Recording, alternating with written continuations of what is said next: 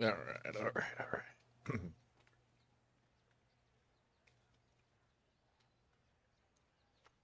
Go run through Dungeon Descent real quick.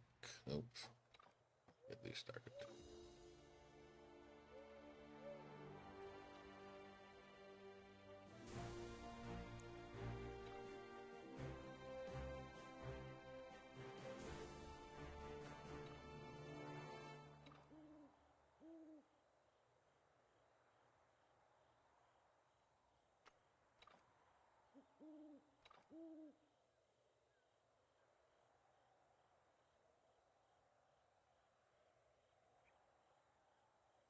Oh, I might have to switch my team back. I don't know if I want to take Shield Boy into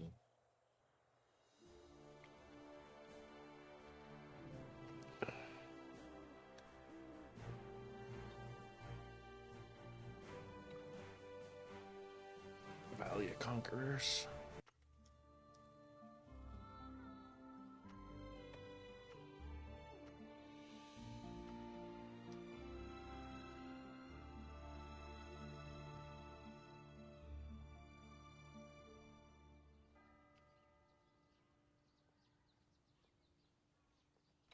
All right, we'll bang through this real quick and then jump into Valley of Conquerors.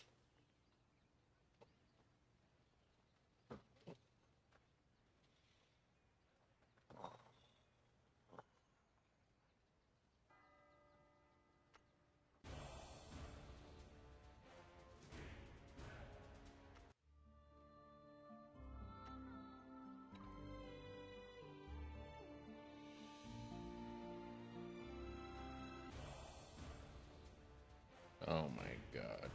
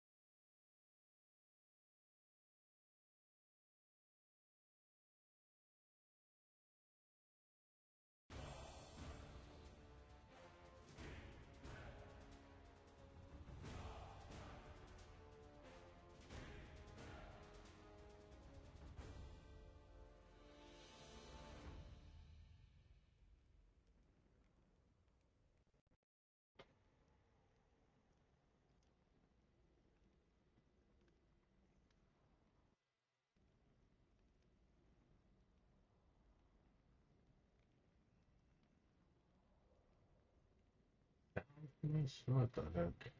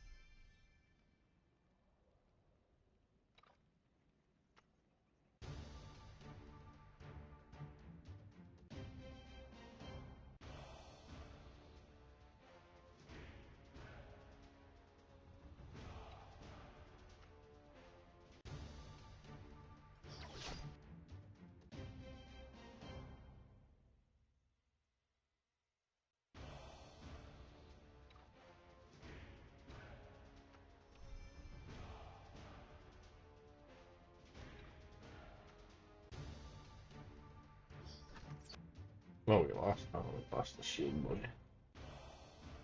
Lost someone already.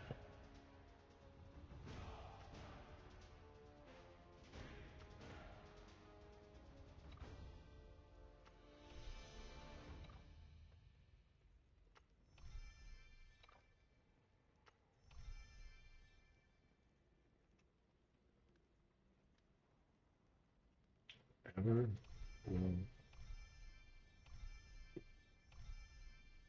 I really need the extra screen every time I pick up things.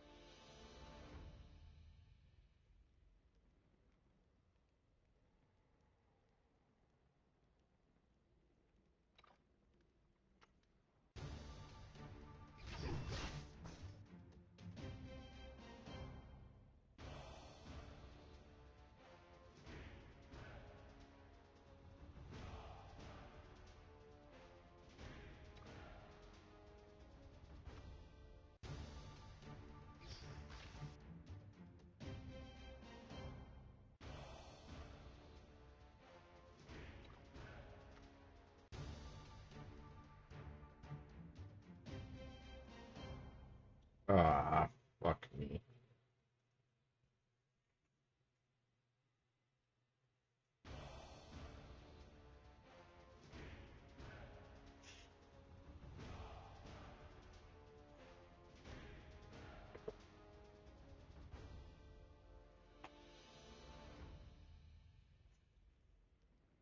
I need more coin.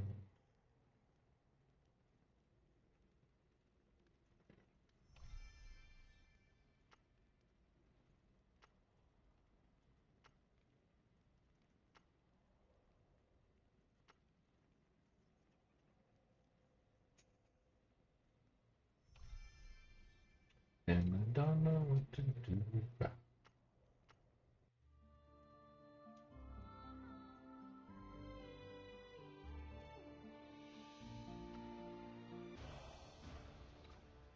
Oh.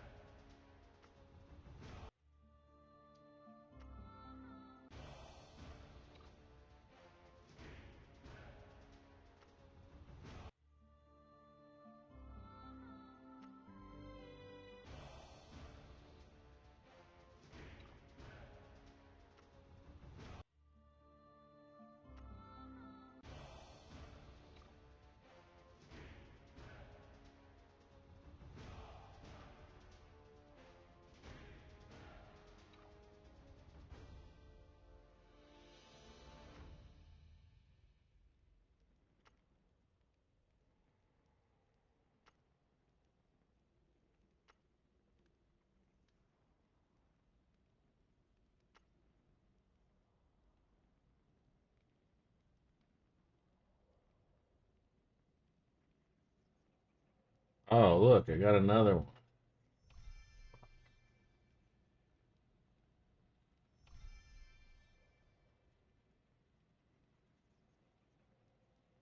Not that it matters.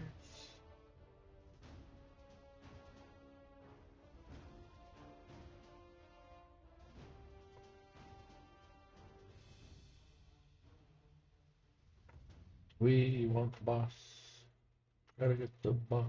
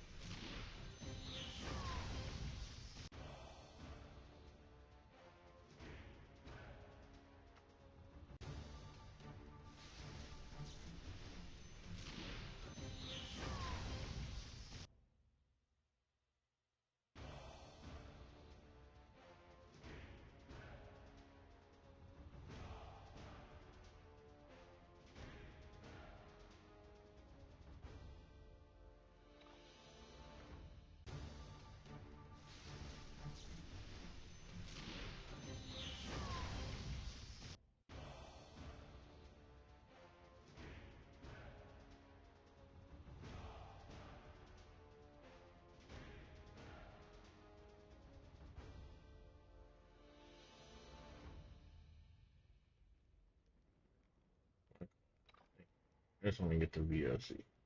I gotta get through this first. I get these resources.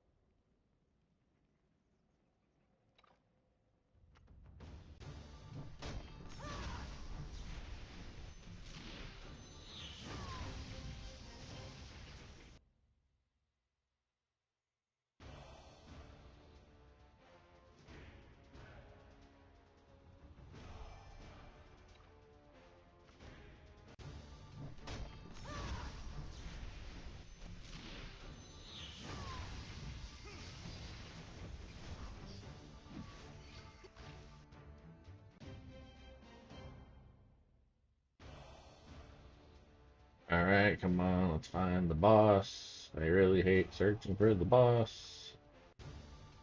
They really need a relic. that lets us find the boss. Just reveal what square the boss is. Oh, my shoulder.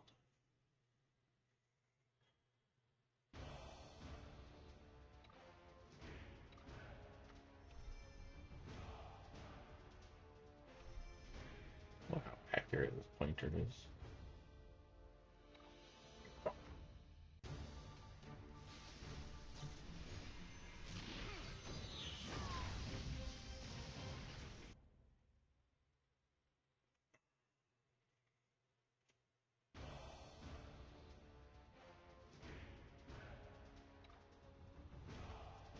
Gee, shiminy Christmas.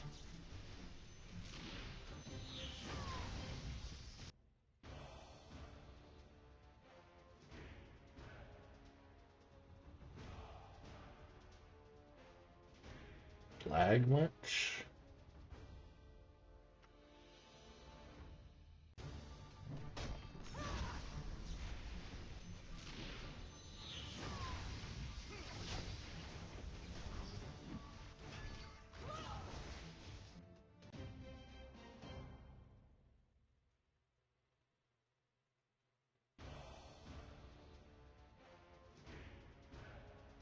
Eeny, meeny, miny, mo. Catch a tiger by his toe. If he hollers, kick him in the nose. And then play eeny, meeny, miny, mo.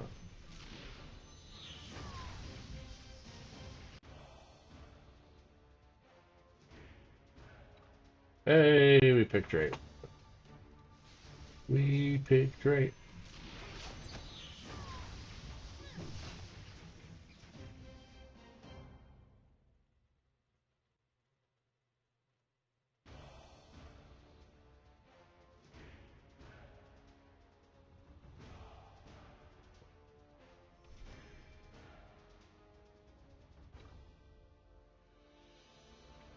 $200. Damn.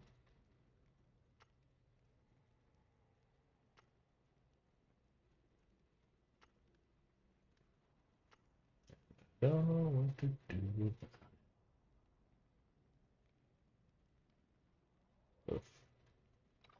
Oof, oof.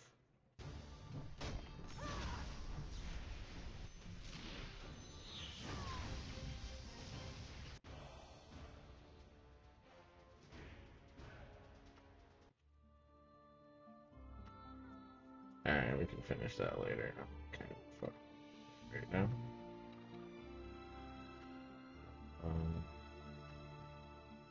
Let's fix my champion. Swords will shatter, shields will break, but We'll we go back will to win her. this day. The hunt has only just begun. Another chance to sharpen my claws.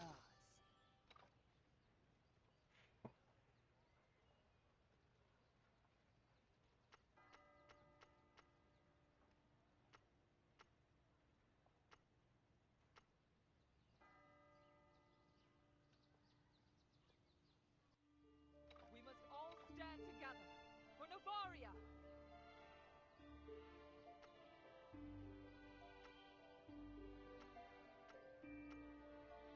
Alright, let's get into this and see what's going on.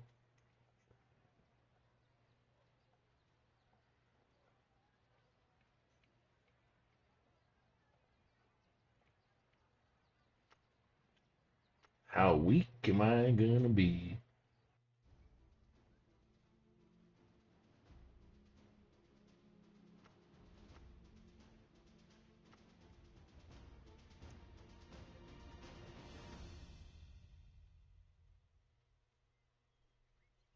Oh, this guy's on my team. Or in my guild.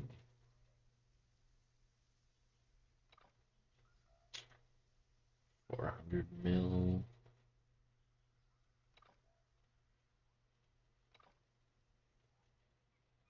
Four.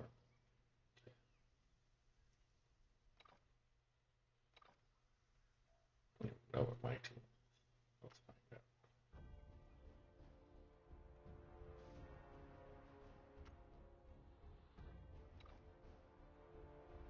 out. Thank you.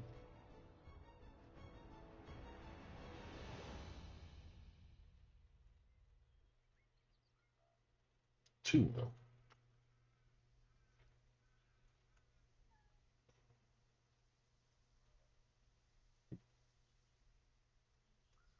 Do gates to crash.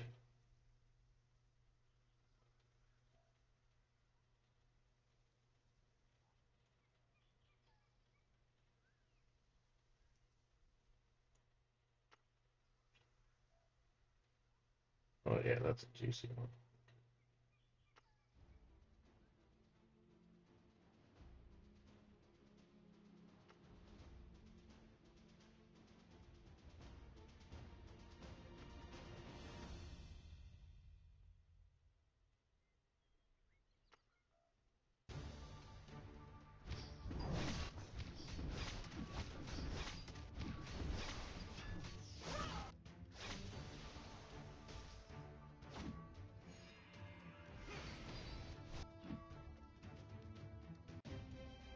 Easy peasy, lemon squeezy.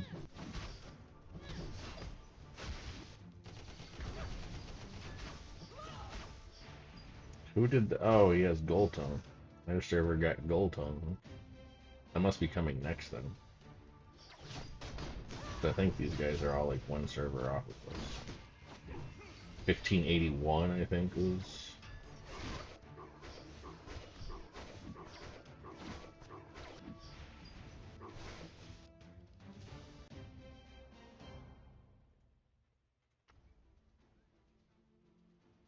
Alright, what's over here?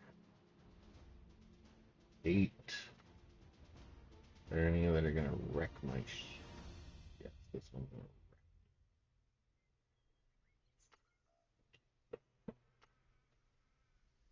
book it.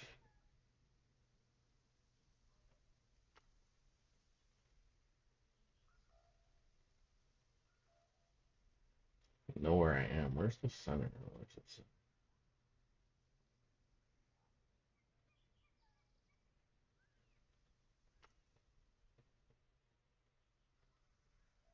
See how much we can get to. I wish I could switch them around, but I guess I can't. Didn't you used to be able to change things at gates? I must have changed it.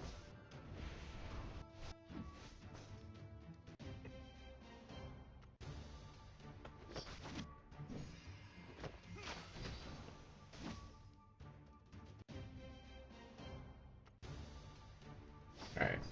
Now I'm gonna die.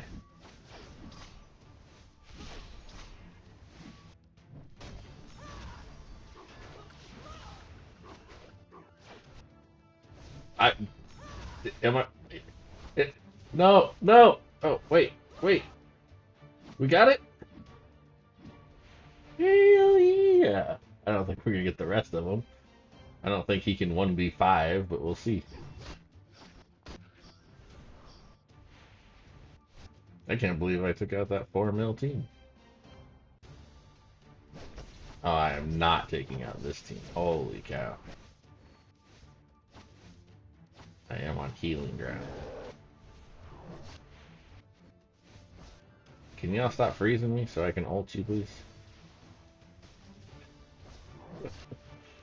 Let's go, boy. 1v3. Hell yeah.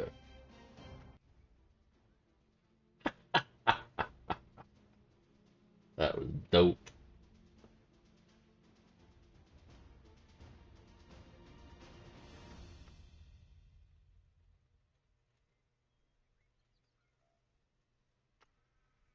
Oh, there's nobody there?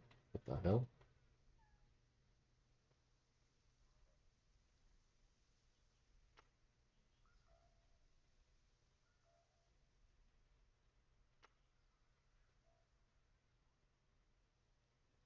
Oh, like him, I know I can't. He's on. Take this shit. And hope nobody notices before I heal.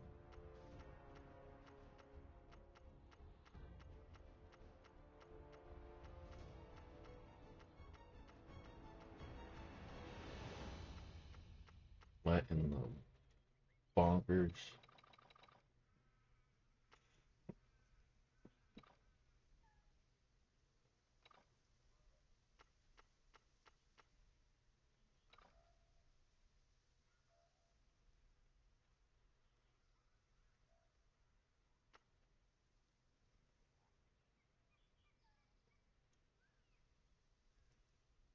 Alright, let's get some more together to pick up some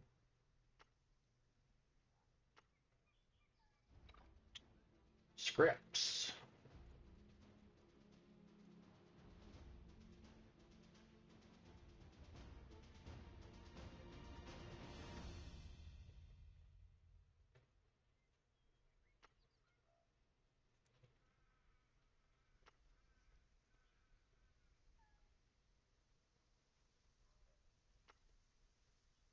I still can't believe I took out that 4 mil power team and then 1v5 with 2 mil power team. That was pretty impressive.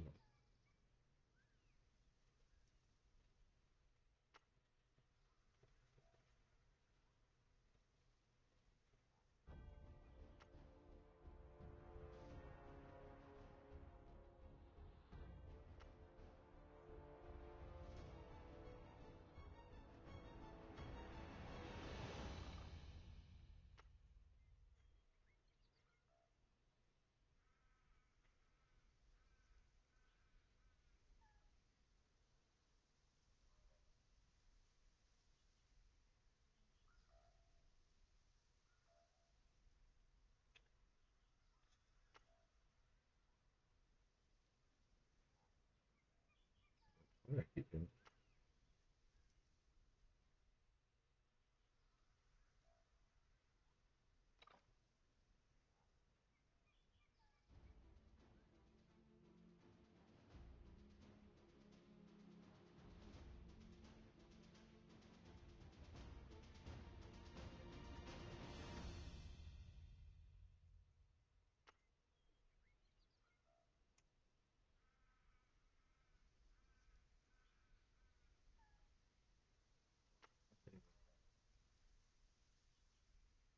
Oof.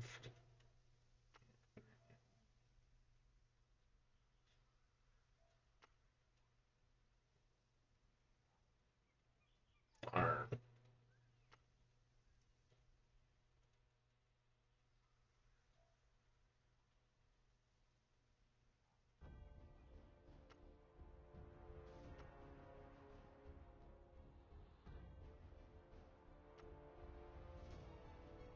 Oh, you can still gate swap. Okie dokie.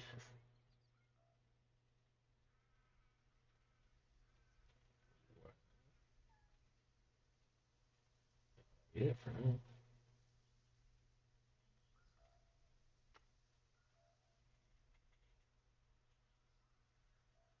2 minutes, 28 seconds until everything is healed.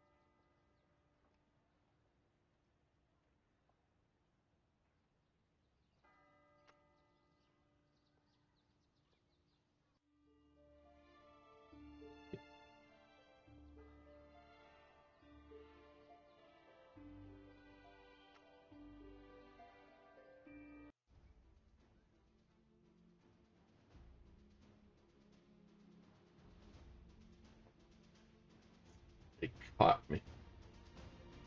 Wait, no. Oh, they cut that way.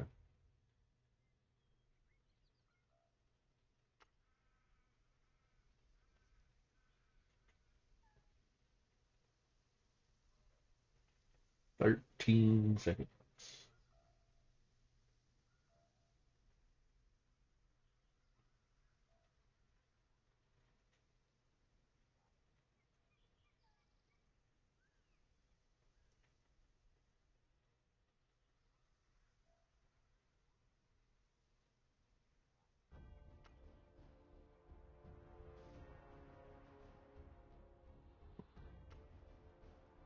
I don't want to fight him because he kind of bullies me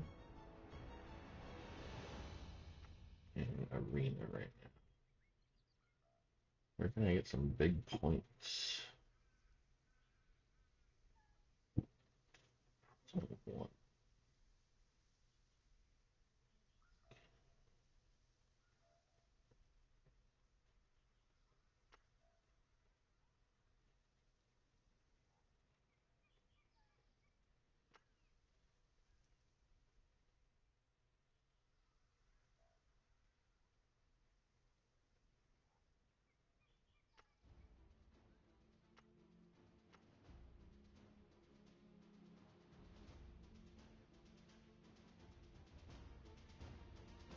Oh, I don't have any. Oh, well, what the hell? Let's try it.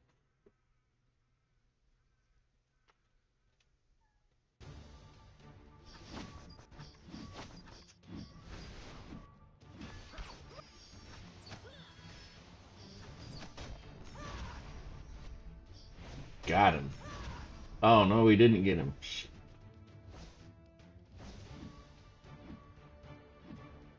What? Okay, got him. Got him.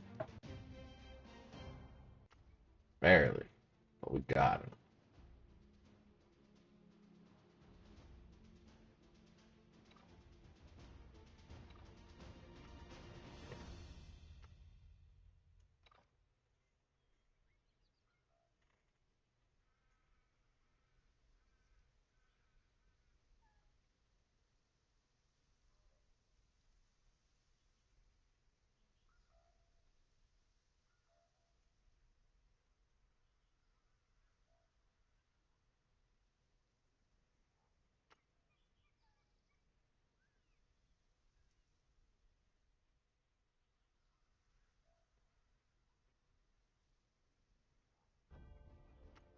Where is she?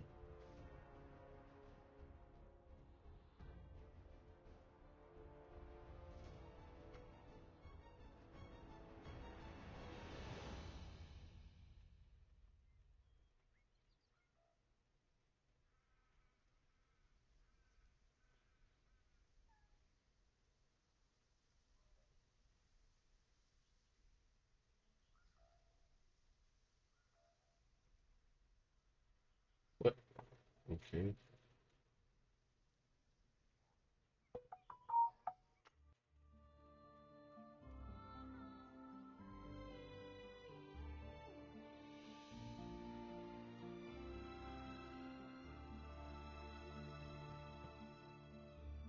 Hey, Wolf, what's going on?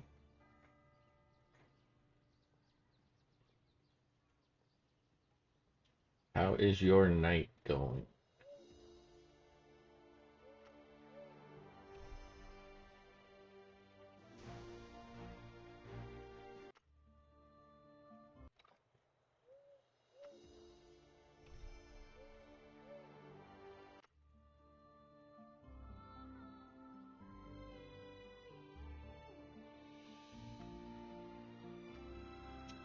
Very long?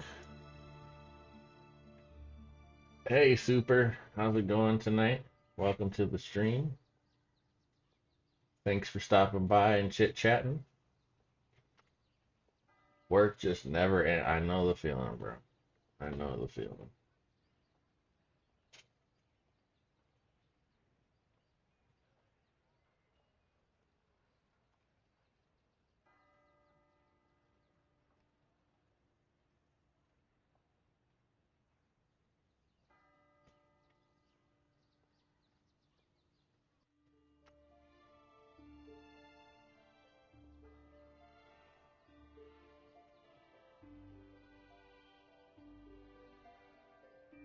I wish they had all the packs available all the time.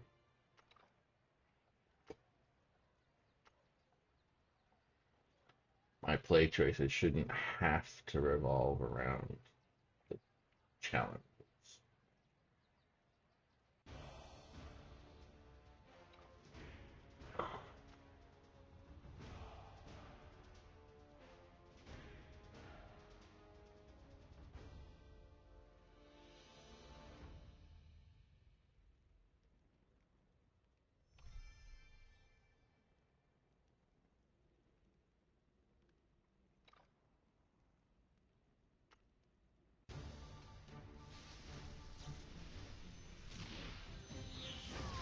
Just when you need one, it's gone. Yeah, right? Like,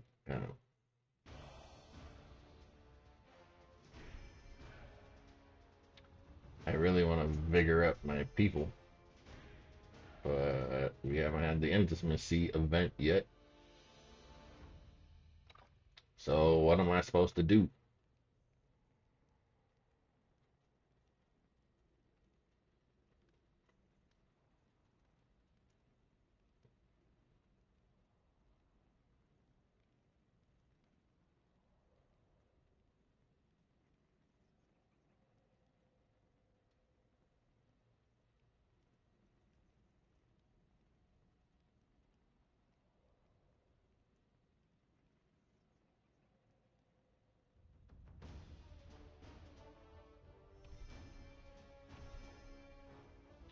Just make sure you don't need one.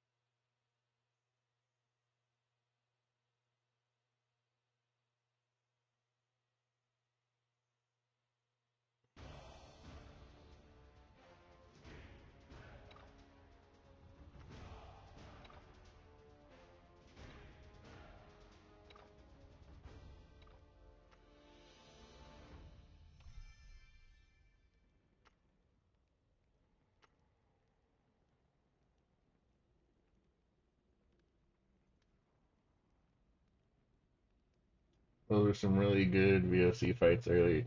Yeah, I didn't either. Like I think I honestly like I shouldn't have fought those. I kind of lost my mind. I think I was having good memories of my female Devala just 1v everybody, and I was like, yeah, let's see.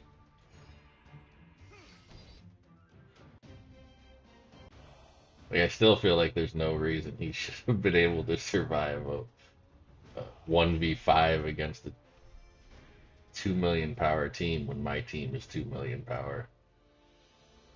It doesn't seem like he should have been that strong, but as long as nothing stops him from putting his ice down, he can sustain pretty well because the ice damages them and heals him at the same time.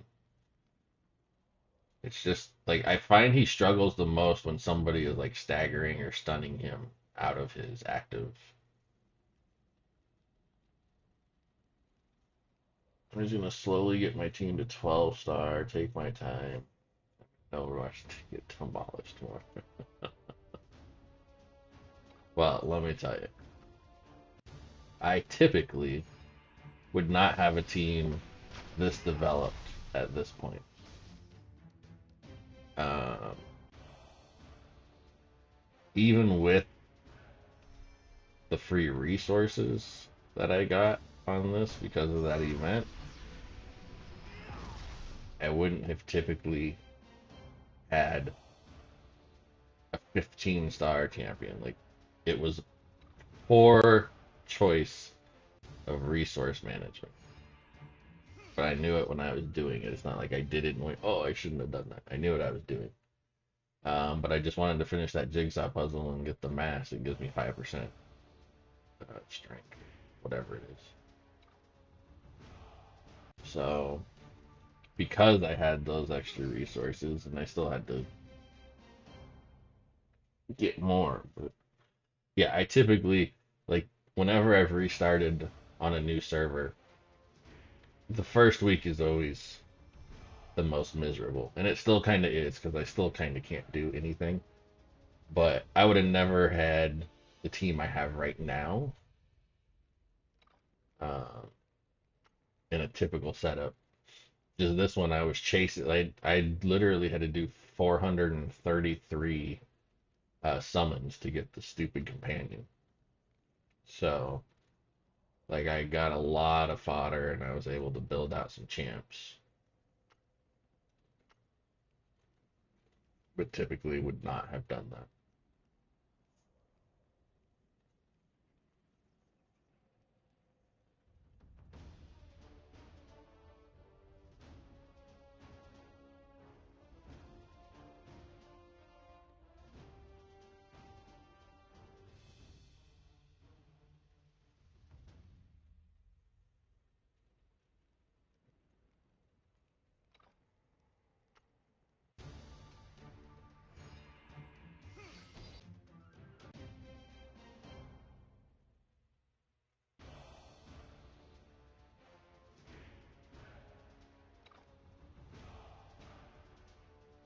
And even still, like, I still kind of want to be make poor decisions and get my Trevane to Mythic so I can do some vigor. But it's kind of a waste of resources because we don't have the intimacy challenge right now. And it's still a waste of resources because even if I did get her to Mythic, I wouldn't be able to get her to max Mythic. So like it would just cost me more marriages in the long run. I think I can tell the survey I am at least satisfied with the clan. Now you're down to least satisfied? Why are you least satisfied? Oh, you are at least satisfied. Okay, gotcha. It was on a line break for me, and so I read it wrong. Um,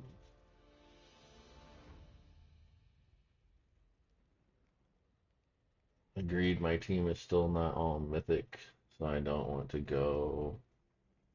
Yeah. Like, there's really no reason to. And whenever I start a new server and I see, like, we have a couple people on this server that are already going all in now, I don't know them. They may be whales. They may, plan on whaling it out.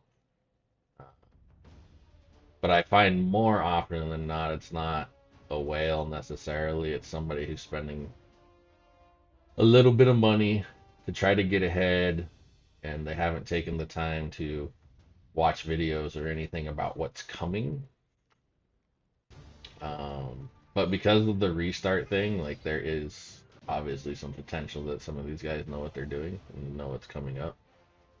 But whenever I see people jumping up the might ranking boards and stuff like that this early in this first week, it's like it's not really the play. Unless you're just full out whaling. How much intimacy are you sitting on? I'm not sitting on very much for the event. Like, I just counted it up. I think I'm around like 4K right now, but I'll buy, packs when the event comes out. That's not a problem. A lot of times on new server starts, again, I'm not going to say it's going to happen this way just because of the unique nature that I do know that I don't want to say a lot, but there are at least multiple people that are taking advantage of that restart event. Um, so they probably have some knowledge, but usually, like, winning the intimacy event is usually like, I think I almost always win the first intimacy event because everybody blows their intimacy right now. Uh, but yeah, I'm not sitting on a ton. I'm sitting on around 4K. I'm almost to the point where I could make a mythic companion, a min mythic, not a max mythic. But yeah, I'll definitely buy packs once they're available.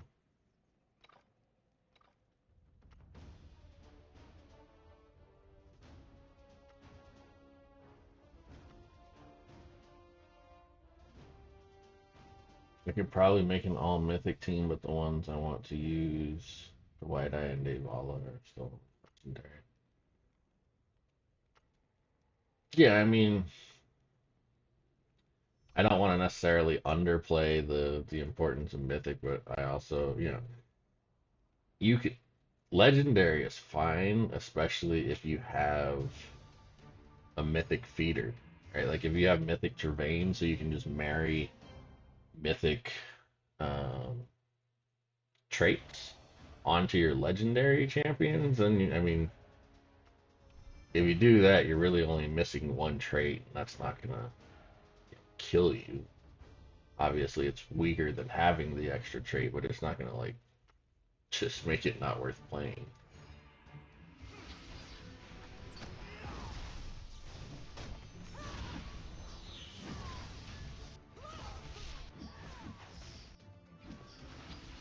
Like if I hadn't done all of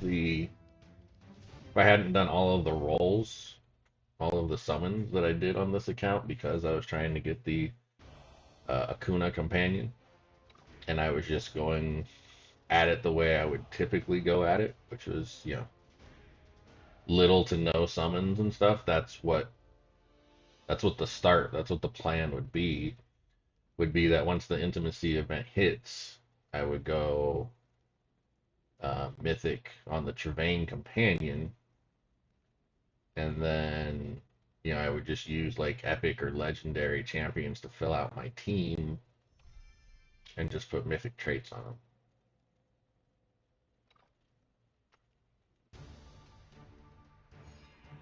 It's definitely a very solid way to start the early game of developing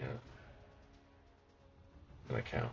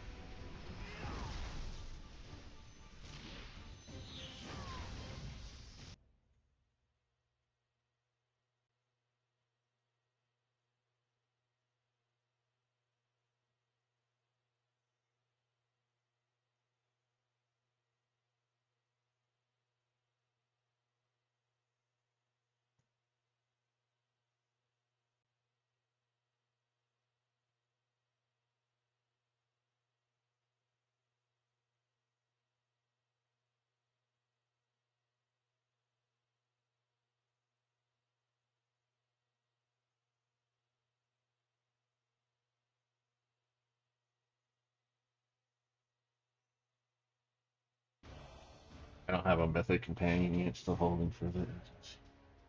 Oh, you don't have an intimacy event either? What server are you on?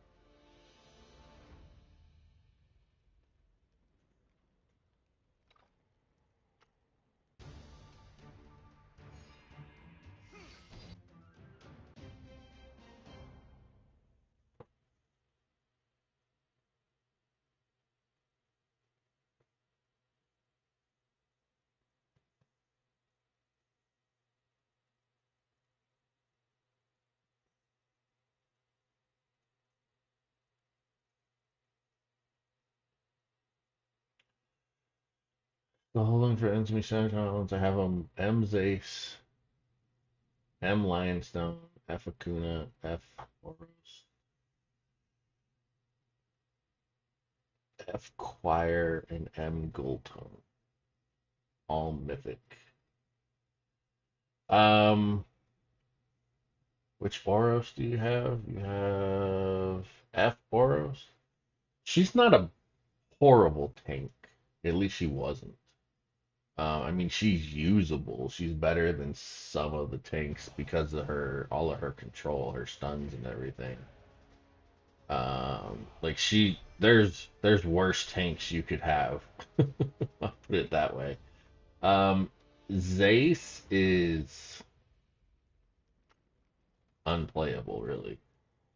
Um,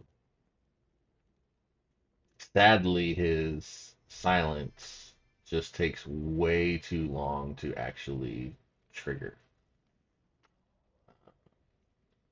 Like he puts that big giant circle down, and you would think that's when the silence would happen, but it's not. The silence happens when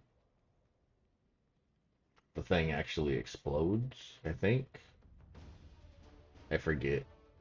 But it's not a right away. It's not an immediate thing that happens, unfortunately.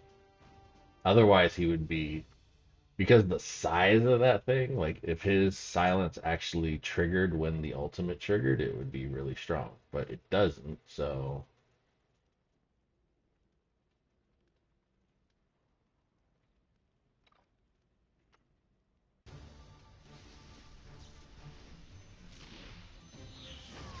oh, I lost somebody. Who did I lose?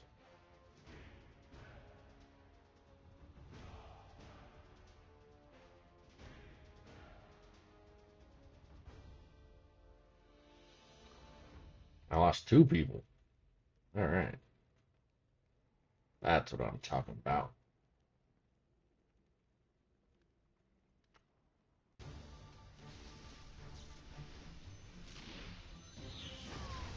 Oh, you're on 7902.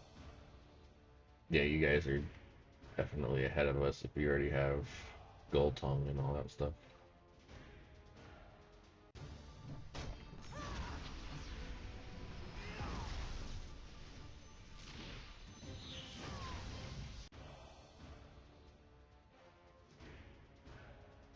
Oh my, I am so grateful for these skips.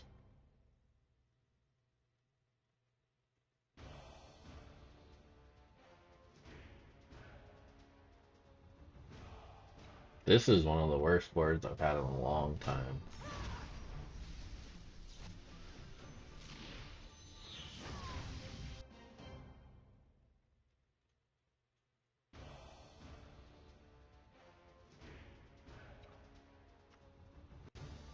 Wait, you guys haven't had an intimacy event yet? Or you just skipped the first one or weren't ready for the first one? What happened there?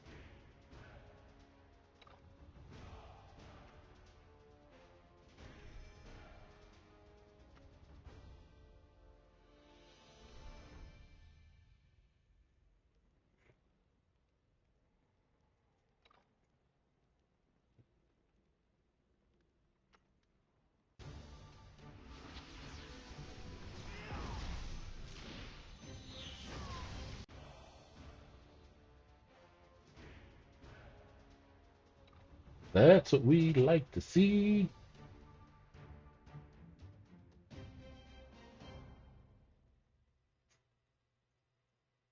I haven't had. Oh, so you joined late. Oh, that's right. You're the one that told me that you essentially did the re-roll but didn't realize you did the re-roll and had all of your stuff sitting on that server, right? Am I remembering correctly?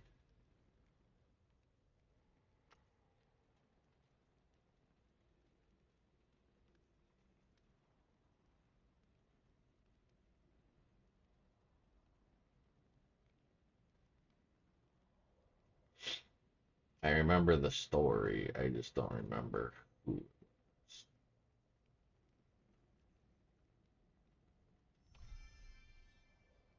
Yeah, okay. That makes sense.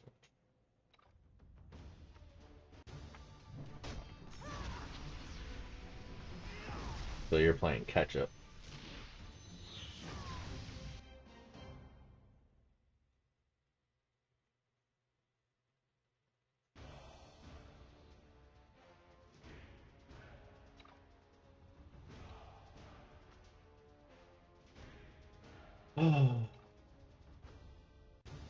Let's all sign a petition. Let's start a petition for them to add a relic in Dungeon Descent that discovers where the boss is at as soon as you enter the room.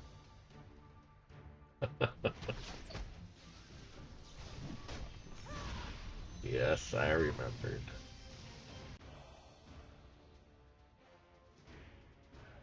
Oh my god, this board is so bad.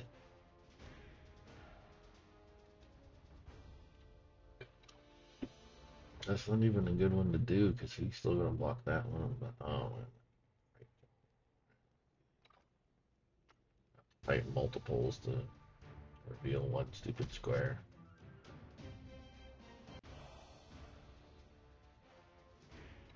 Just give me the boss.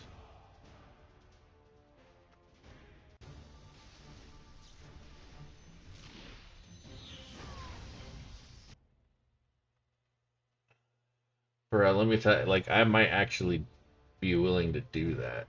Pay 100 diamonds per floor to use it.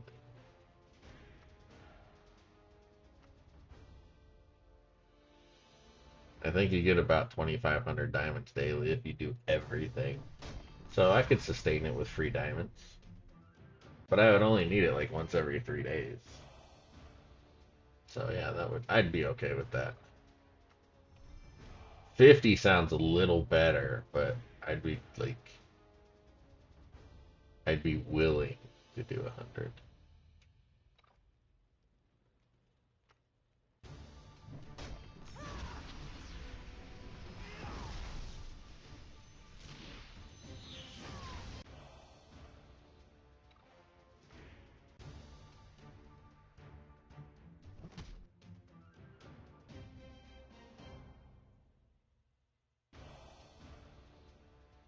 I mean, like the skip is a nice. Oh, you got to.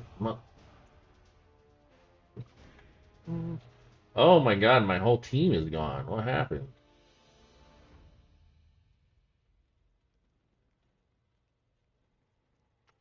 I'm gonna fuck around and lose this. See, this is why I tell people like skip these fights. I don't know how I'm losing these fights anyway. I should just be rage potioning everything. They shouldn't be doing any damage to me. Oh my God, I hate you. It killed them all again. Oh, what level am I on? I am literally on the last level. Right?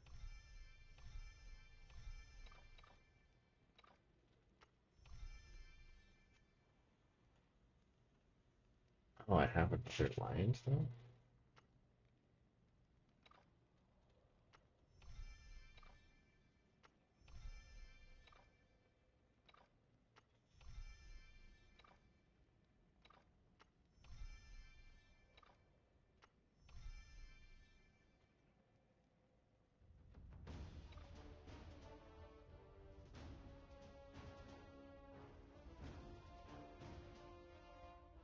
What's that?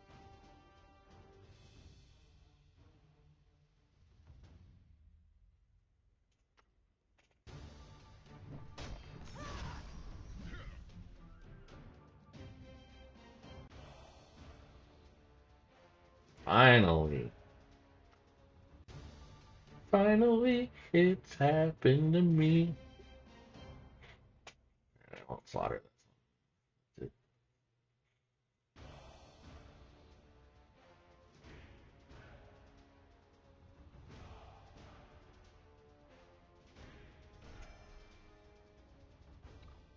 Am I the only one? Granted, I don't know that I would be thrilled in doing like another 25 floors or anything, but am I the only one that finds it a bit ludicrous that after a year they still haven't added anything past the 25th floor.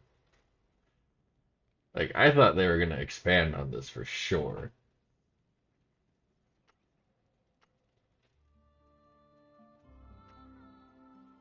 Alright, so I have. What's 1955 times 2? Quick math. Come on, come on. Who's smart? 3910 plus 778 plus 35 times 2.5. So I'm at about 4,800 intimacy.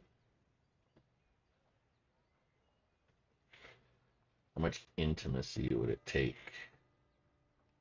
How many of these packs? Yeah, give me more champs in the state, right? Yeah, more champs in the state. Give us some, uh, all the new champs for crying out loud. Oof, 100. So I'd only need 2 packs, and then I'd be able to get Trevane to Mythic.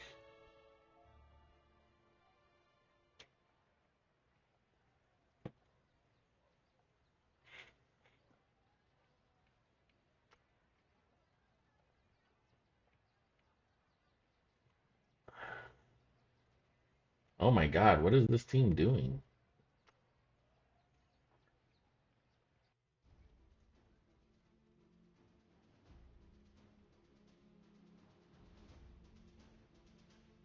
Who took it back?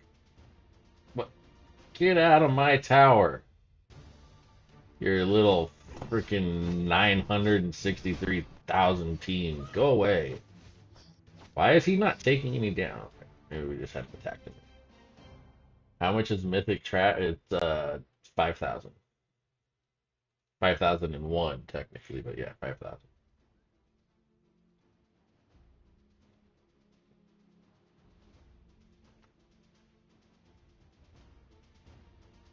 See, this is what I hate about VoC is like I do all of this and then nothing. Like I gotta wait.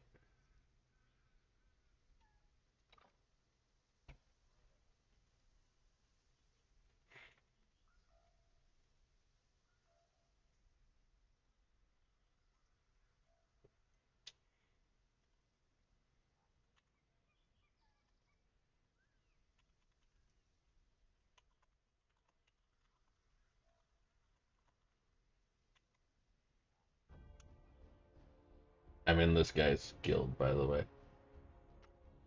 He acts like it's a special thing to have me around. I'm actually in his guild. Maybe he hasn't realized it.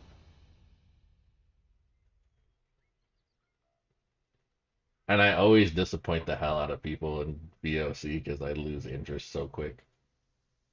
I won't lose interest in this one because it's only lasting like 2 days, but I'm really not a VOC fan.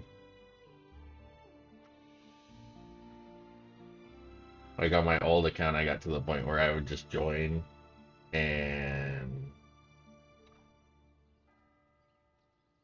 like never do anything. I just collected rewards.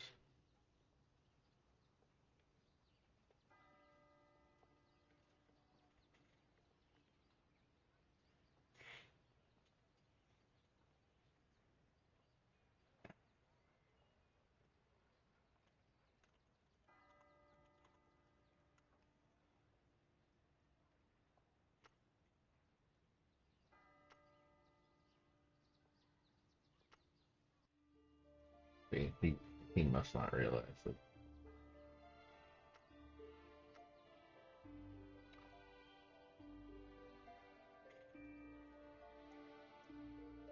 Um,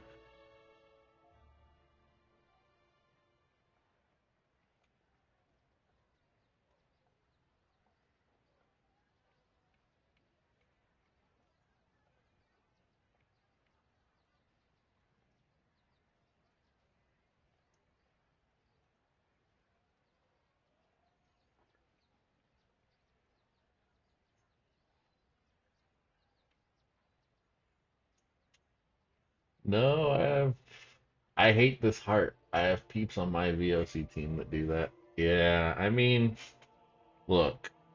I think they fixed it though, didn't they? Let me see. Yeah, so they fixed it. They changed the reward. So I guess you can't really do that anymore. I used to be able to do it because you used to get way more summoning stones than this, right? You still get rewards. So that's the problem. Is like I still get 1.25 million bread just for signing up.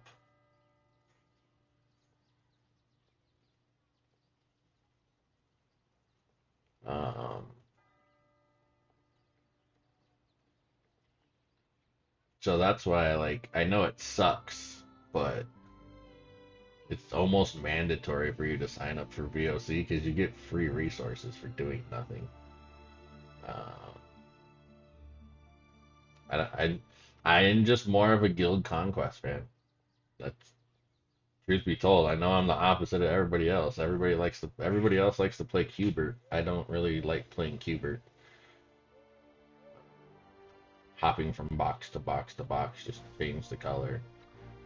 I prefer the I prefer the ongoing battle. I prefer not necessarily running out of movements. Like right now, I can't go. I would love to go play VoC right now, but I'm out of moves. And will be for quite some time because they take way too long to respawn.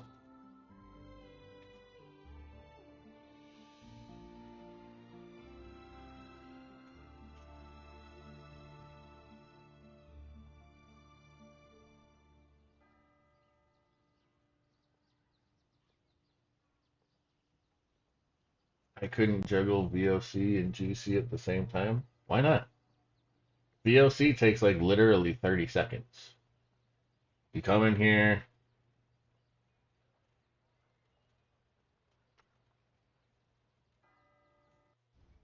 you come in here, you get what's the max movement? Oh, I gotta put somebody in here, don't I? Oh, I don't have anybody. Legendary 6-star warrior champion. All right, but you come in here, you I forget what's the max movements. Does anybody remember? But you come in here, you blow your load on your different teams, you run around real quick, and you just it's 30 moves per tower. I think you get what is it, 300 moves, so you can move 10 spots, and then you're done for like 4 hours, and then you come back out here and you go over and you play Guild Conquest.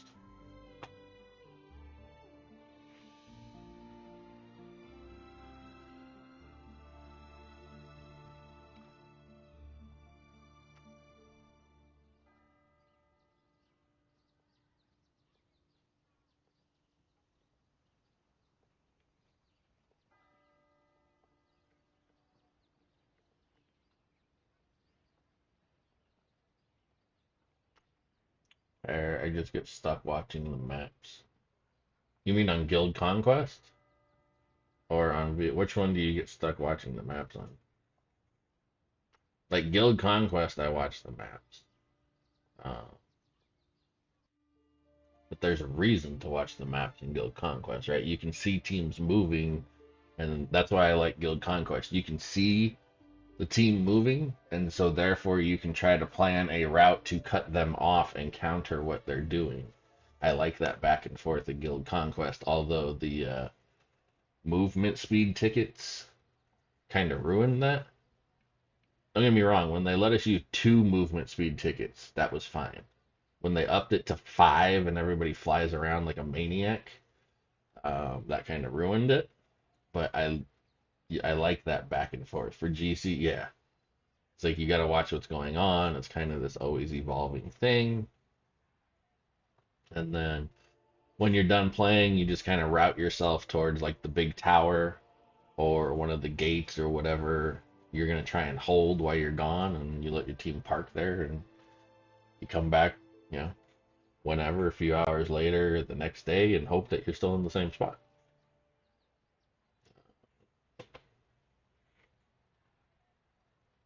Because where unfortunately Valley of Conquerors is just not that dynamic.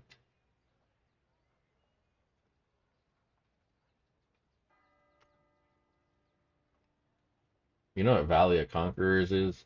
Valley of Conquerors is arena, just on a map, right? Valley of Conquerors is like arena. I go into arena, I come in here, I pick which teams I want to fight, just like I do in Guild or in VoC.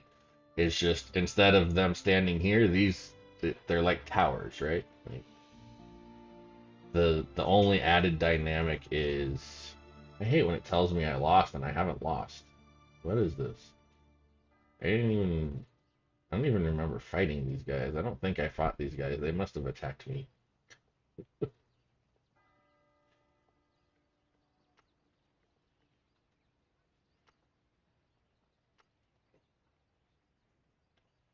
Especially being the guild leader, I felt responsible, didn't want to let my guild down. Yeah,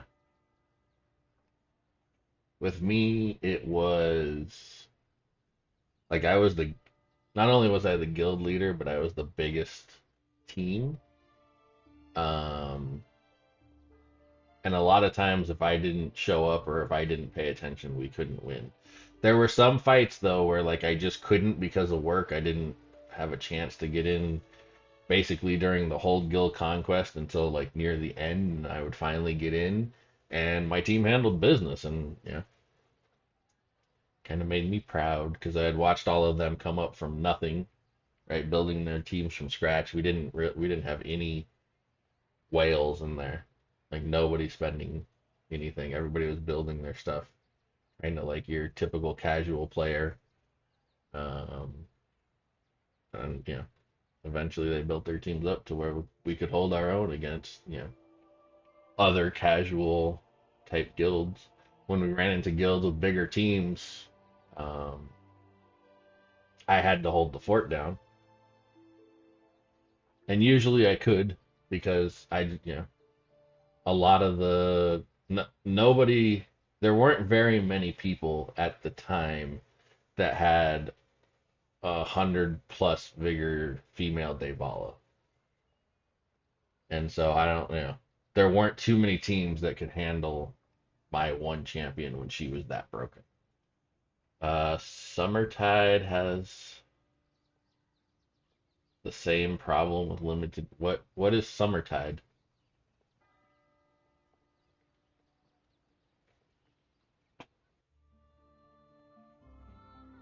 Are you talking about Sails and Sabers?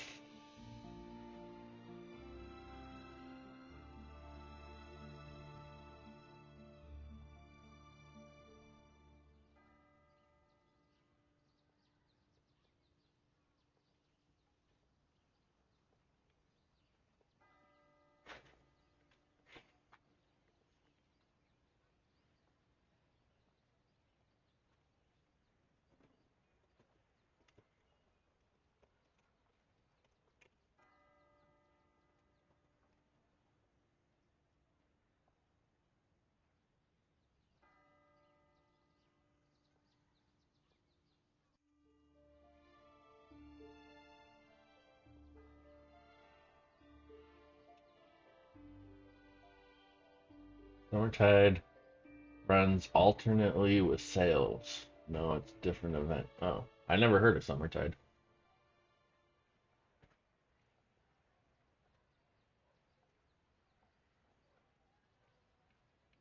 Like legitimately, like I didn't know that something called Summertide existed. I've heard of Sabers and Sails. I've never played it. I take that back. I played it for like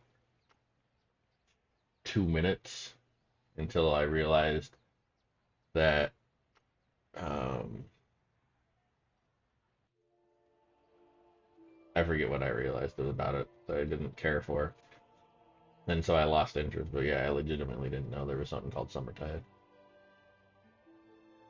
It's NPC chess arena in the forest with a lottery system. What the?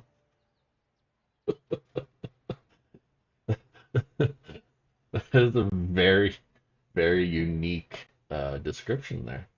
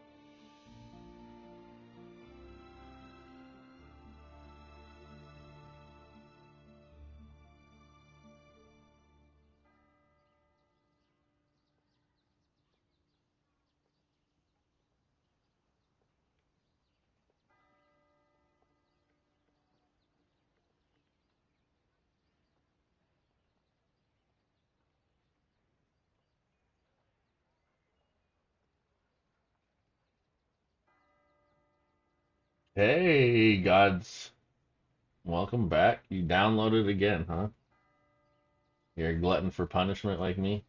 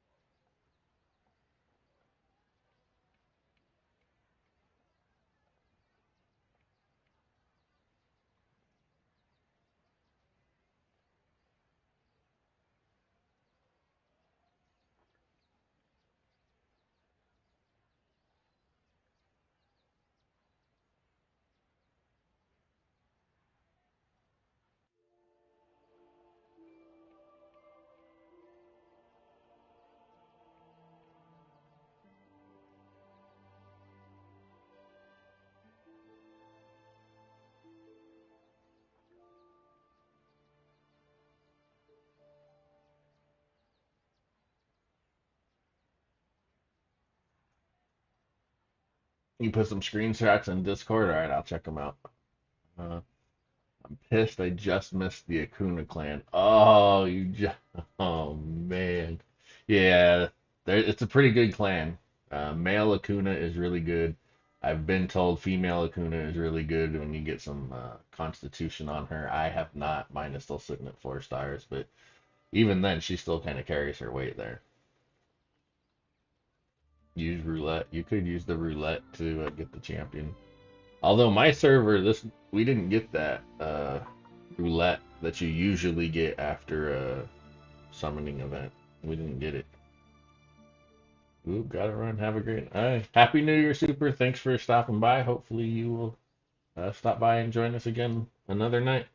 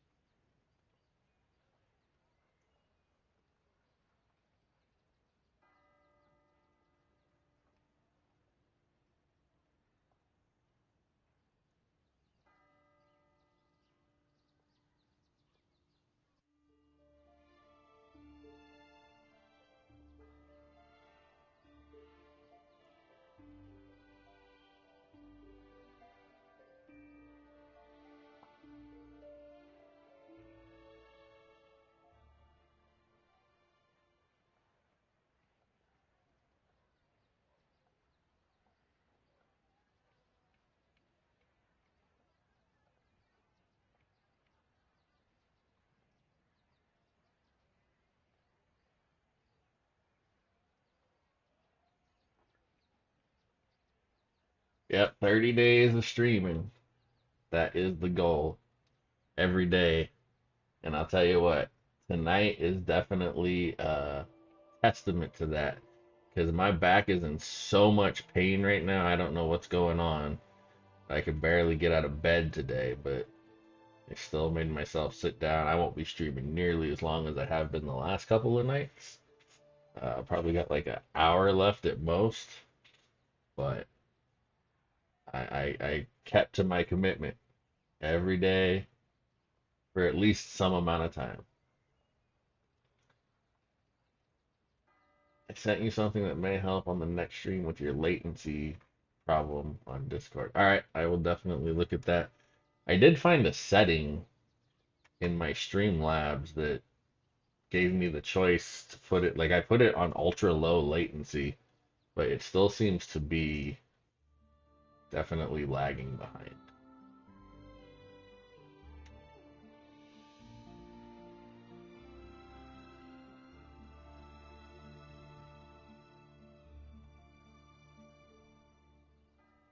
Yeah, I didn't do it directly through YouTube like what the picture you sent me, but I did it through my streaming software. I will try to do it through YouTube to see if that helps at all.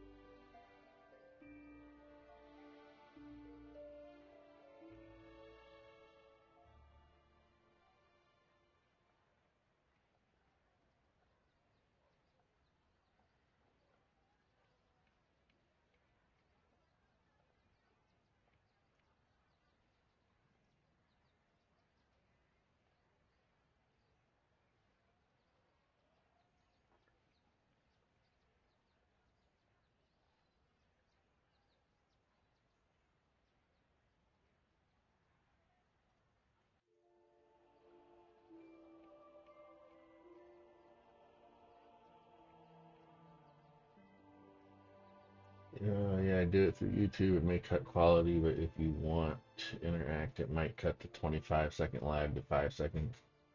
Yeah, the lag is definitely kind of rough. I mean, I get it. I understand why it happens.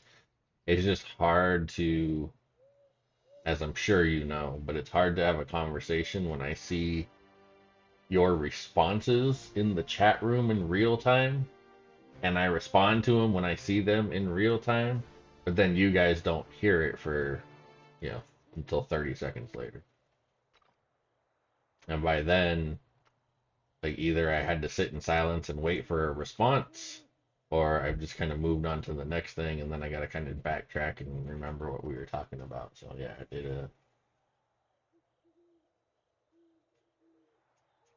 yeah, I definitely don't have the best internet. It's capable of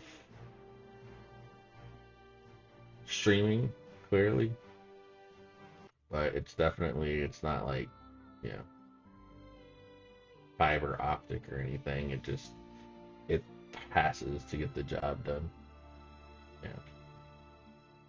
If I keep going with it and the streaming is, somewhat successful, it might be worth investing into better internet in the future, but I'm not gonna go into it too hard and heavy, and until I know it's something I'm gonna stick with and do long term.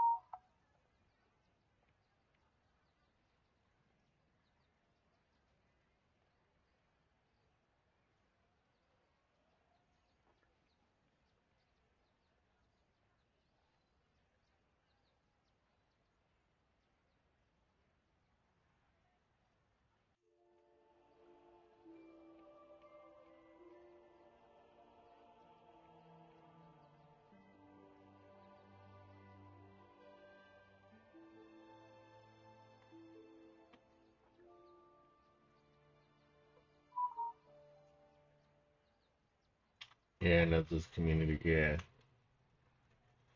as the community grows, it can get rougher. But if the community grows from the streaming perspective, then it can be worth it to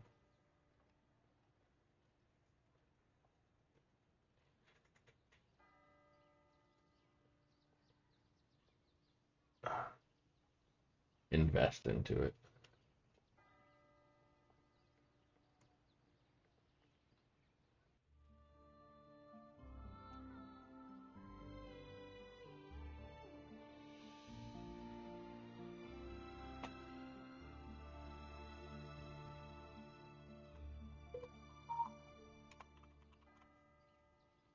It might be, I mean, I haven't heard the best things about Streamlabs either, so maybe if I switch to just regular OBS or something, I might be able to get a little bit better performance.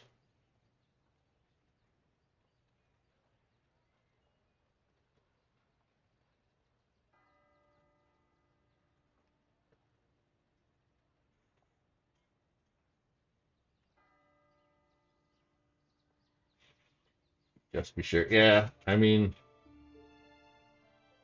I'm pretty sure I like it. Like, I definitely like the content creation. I need to. It's hard juggling both streaming and videos because the time that I'm streaming, I could be spending making videos, or vice versa. Um,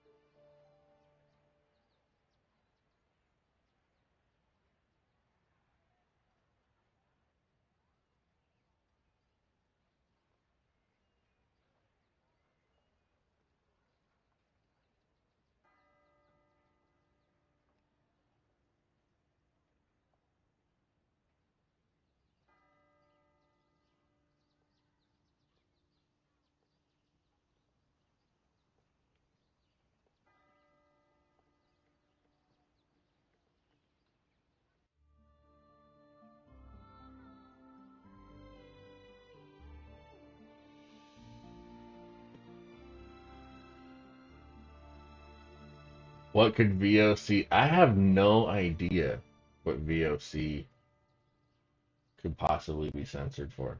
No idea.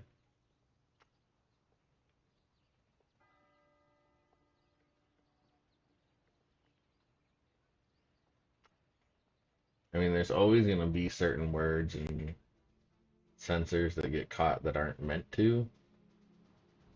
What's going on over here? Who took our gate? Is this that team I took out with one guy? Go away.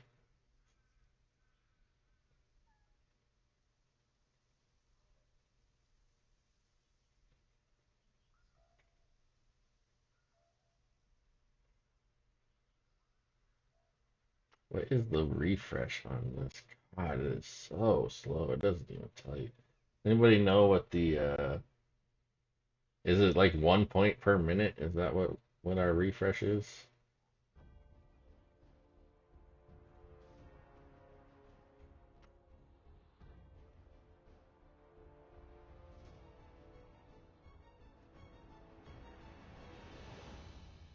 Oh, that's nice.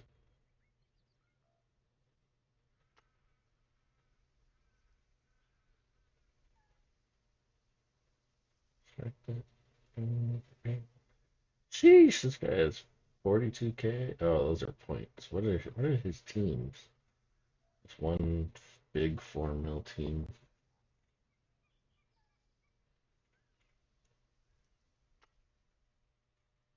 You should time it for science. You don't, I don't know.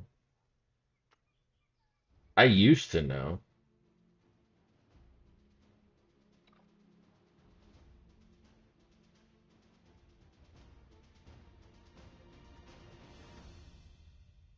You never got the notification. Well, we need to kick your notifications. How about that? You can always join my Discord. It posts in my video channel every time I go live, and I also post it in the official Discord server on their video channel every time as well. But I know that one especially can be hard to manage. Uh, did, I'm not the only one, right, that sees the just the repetitive nature of this conversation. Is it rude not to respond to it? I already said I was doing well. Is it rude not to respond to this?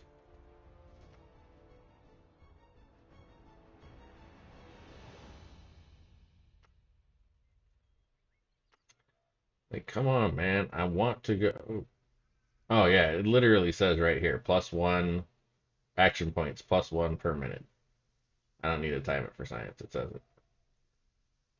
I just can't read. That's all. No big deal.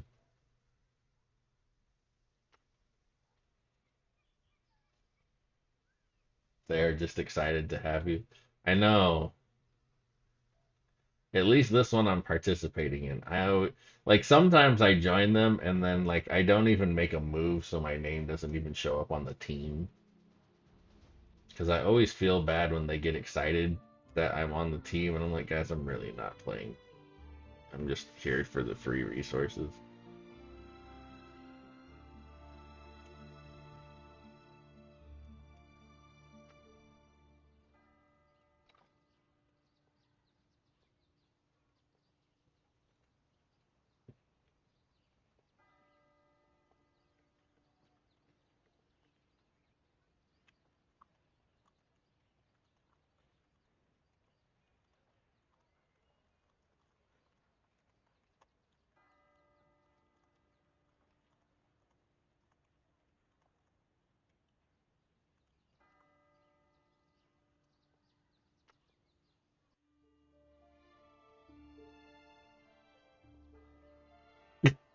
Hooray, the dead weight is here. Yeah, that's how it feels.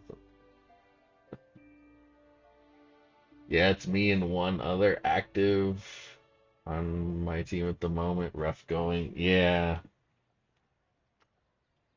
especially in the beginning, right? Like, I have had, like, in the past on my other account, I've had times where it didn't matter how many were going, I could just, you know, shut everybody down with my big team and then just camp the tower and get all the points. But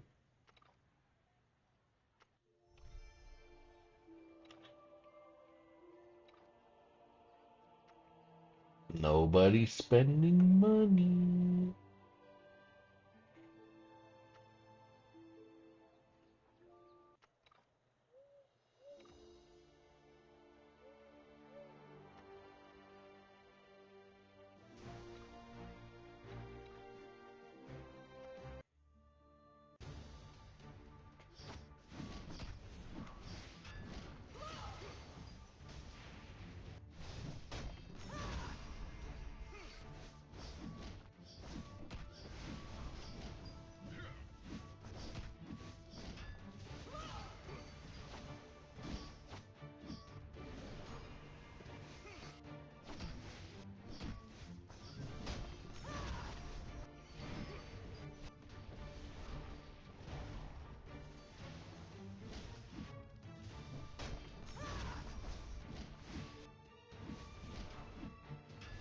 I know they're gonna be, but I really hope the rumors aren't true. I really don't want Goldtongue to be our next event. I mean, I guess it's okay if it is. I just won't uh,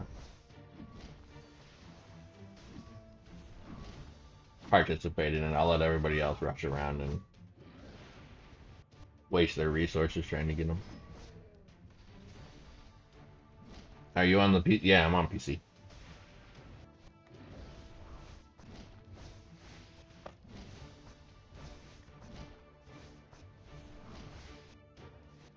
Using blue stacks.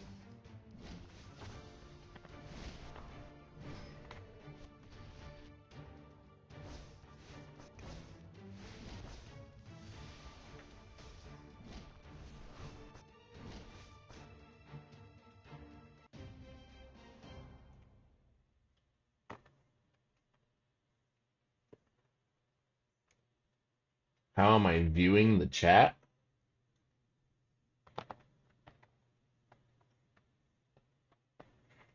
Um, I can view the chat in the Streamlabs, and I can also view the chat on YouTube through the YouTube streaming studio.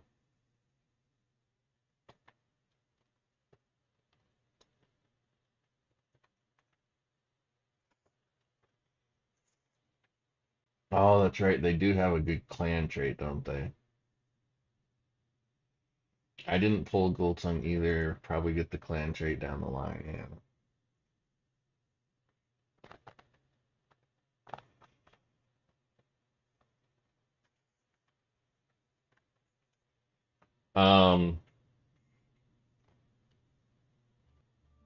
I guess it depends on how much you're trying to automate. Um, like I have the whole reset to find the rage potion in the dungeon automated, right? So like from here, you can just do this and do this, and this is all automated right here. Pulls up. So this whole loop right there is all automated.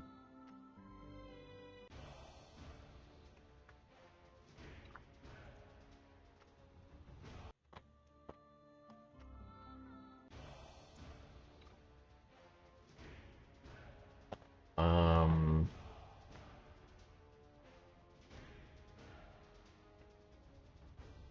I have one on here for courting.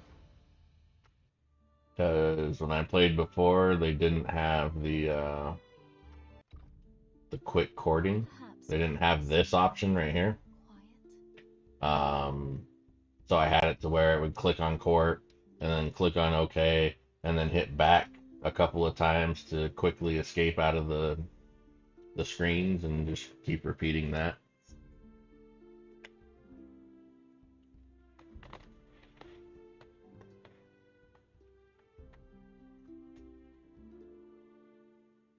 Just started going to my first clan trait with stone throwers from the companion gift exchange. Nice.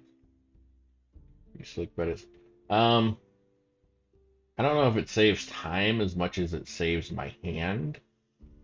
I mean, I can click on all this stuff just as fast for the most part. It does have settings where you can make it go faster, but the game doesn't necessarily respond that fast.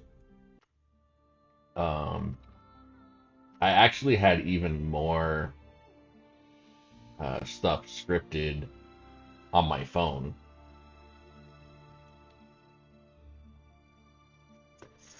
Like when I was starting when I was doing all of these servers and all of my research that I did for my perfect start guide that I made. Um, I had a script that would go through like the entire starting section of the game because Jesus, that takes a long time and is repetitive and obnoxious.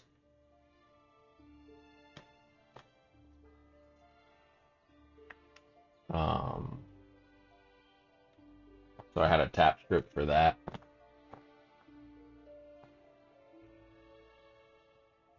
I had a script for triggering ultimates. They have fixed it now, so I don't need it.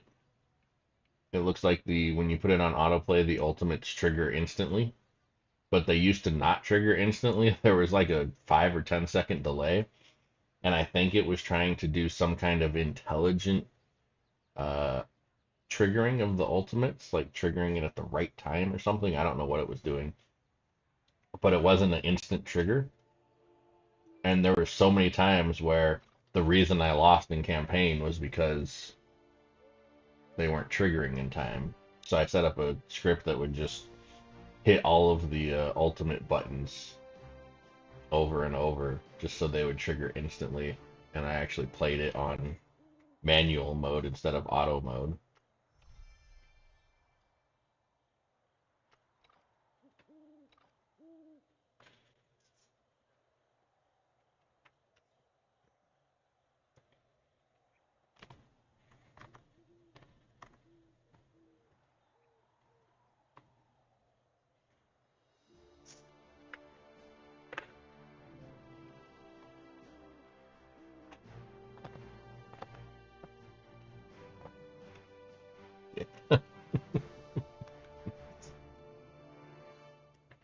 That's not the first time I've seen that.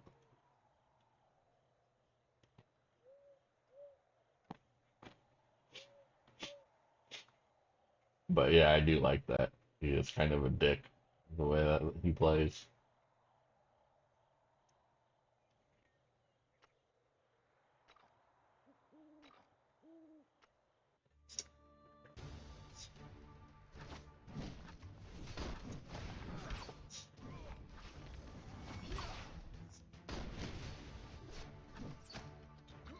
What's funny is that they do censor some names. I don't know if you've seen them yet, but they do censor. There are some offsprings that come out and their entire name is just all asterisks.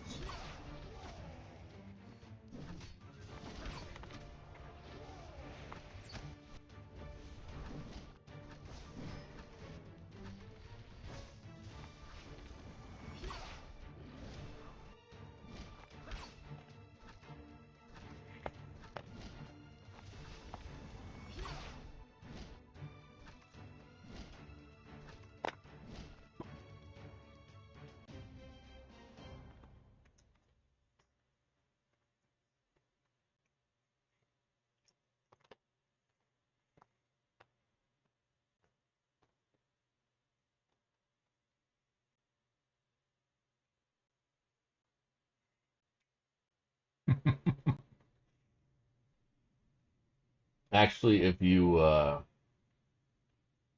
believe if you edit his name, it'll show you whatever it was that was being censored.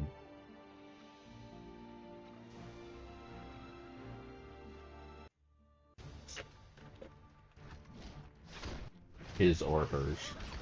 Whatever it was that you got that was all actors. But if I recall correctly, you can hit the edit button to change his name, and it'll show you what they were censoring.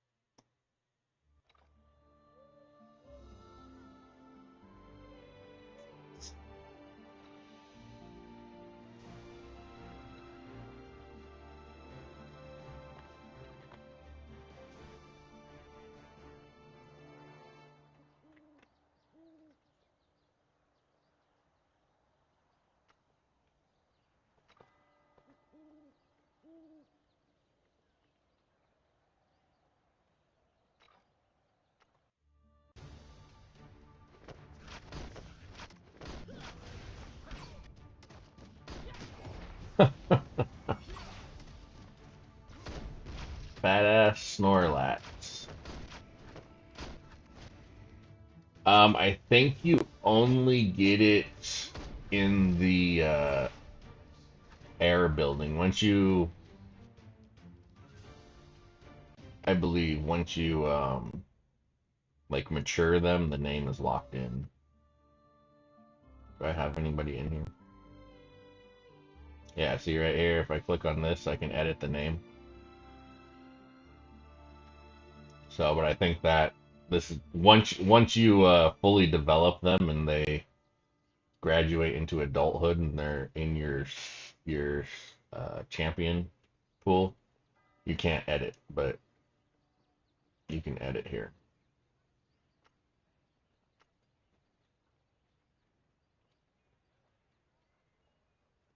Now, obviously, if you don't get them from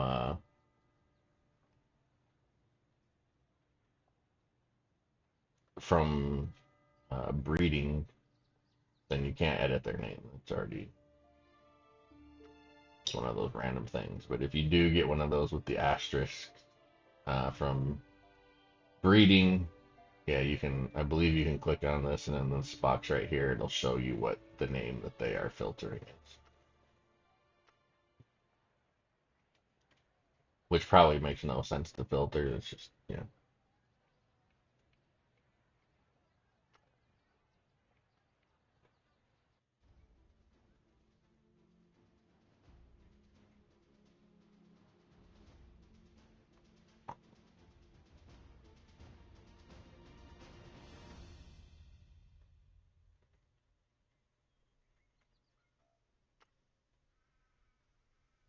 That's a 6 mil team? Holy.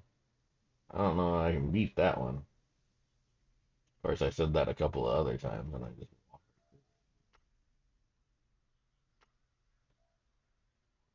It's alright, we'll just chill here. There's no good. I love it when you get a nice juicy gate to crash. Nobody's going to gates. What's wrong with you people? There's a 3-person gate. This would be fun to crash. Oh, this guy's in first place too. But it'll be a hot minute before I can reach that, right? 30, 60, 90, 120. Yeah.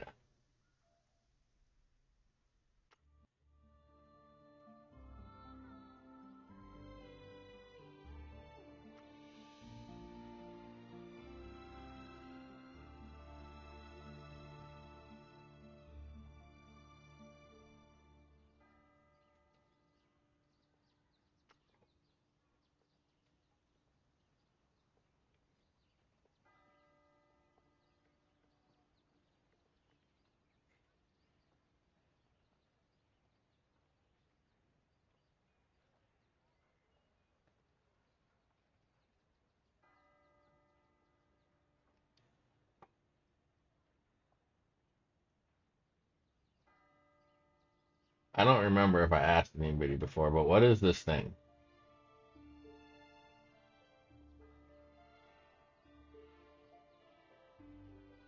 It says it's for the star chart, but I don't see anywhere in the star chart where I can use it.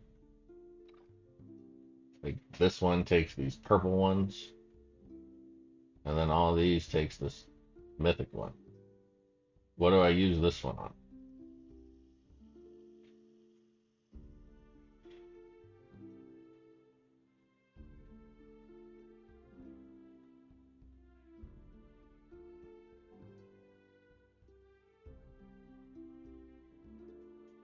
Every 25 levels you need the. Oh, okay. So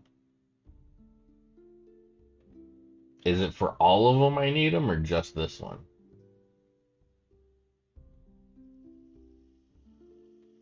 So once I hit level 25 in order to go to 26, I'll need it.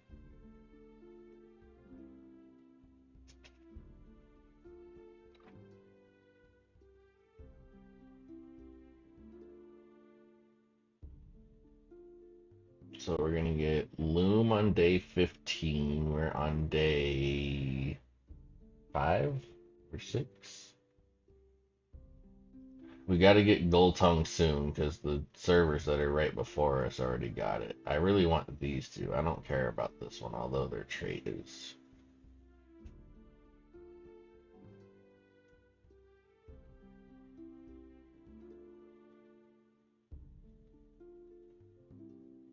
Okay, that makes sense.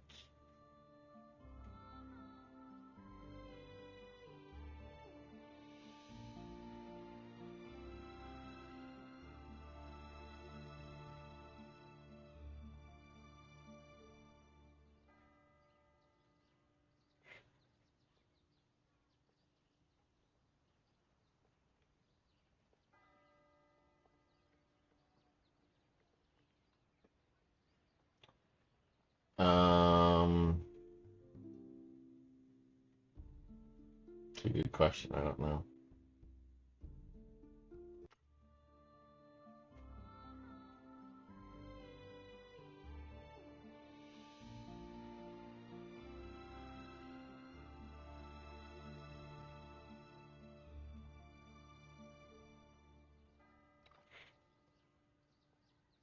God, this guy is up to 409 mil. Jesus.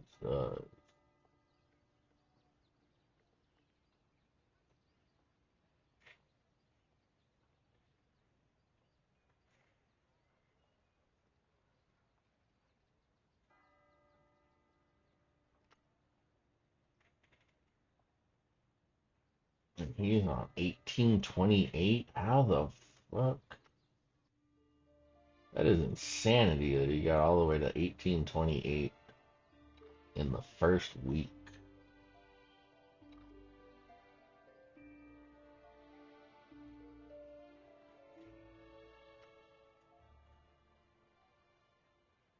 Also, the others level weird, like you might not get stats for certain parts at all until it's level 2 or 3. Yeah, it's not the only thing that I've seen do that though, so that's kind of typical for Bloodline.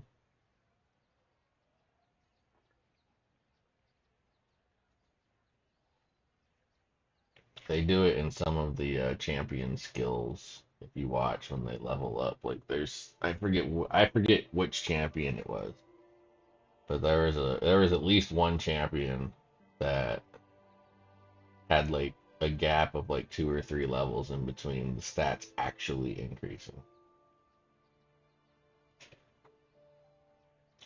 Hmm.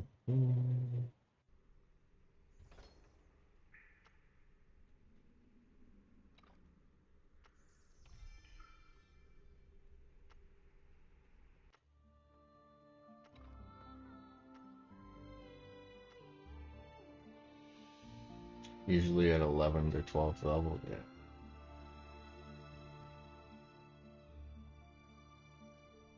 All right, so my next question, and hang on, I gotta redo this since I changed this whole stream layout. I don't have it from yesterday.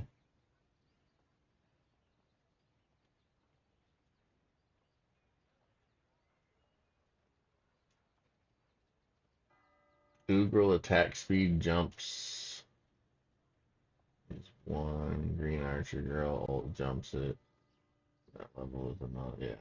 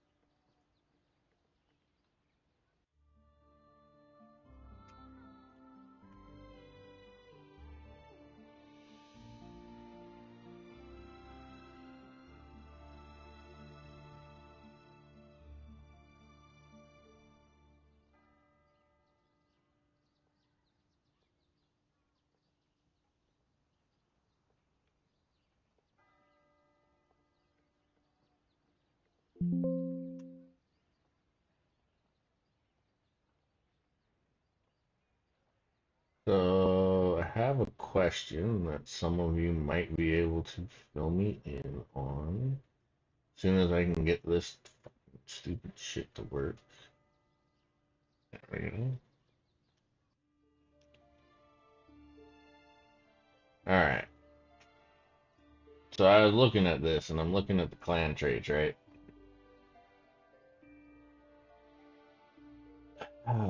And what was my question?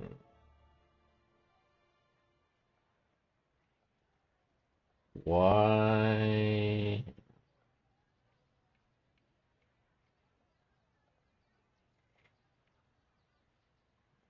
And trade effects. So that,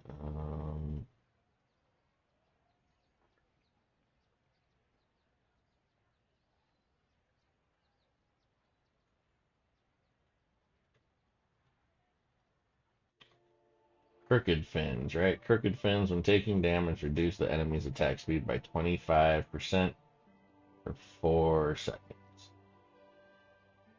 And they are,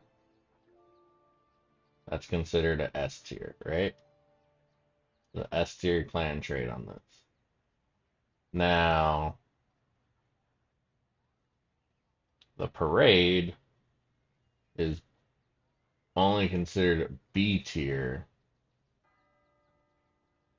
but it does the same thing but better, more or less. Parade reduces attack speed by 13.3% for 5 seconds, but it stacks up to 3 times, so it actually gets higher than the 25%. So why is that A tier?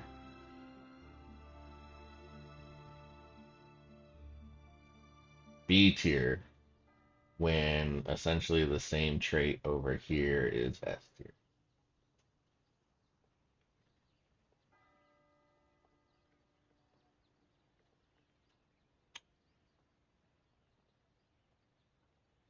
Let's have a let's have a discussion about this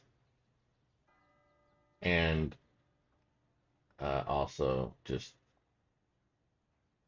teach me about that. That is a good question. I see people running that on their female lionstone tank recently. Which one? The crooked fin?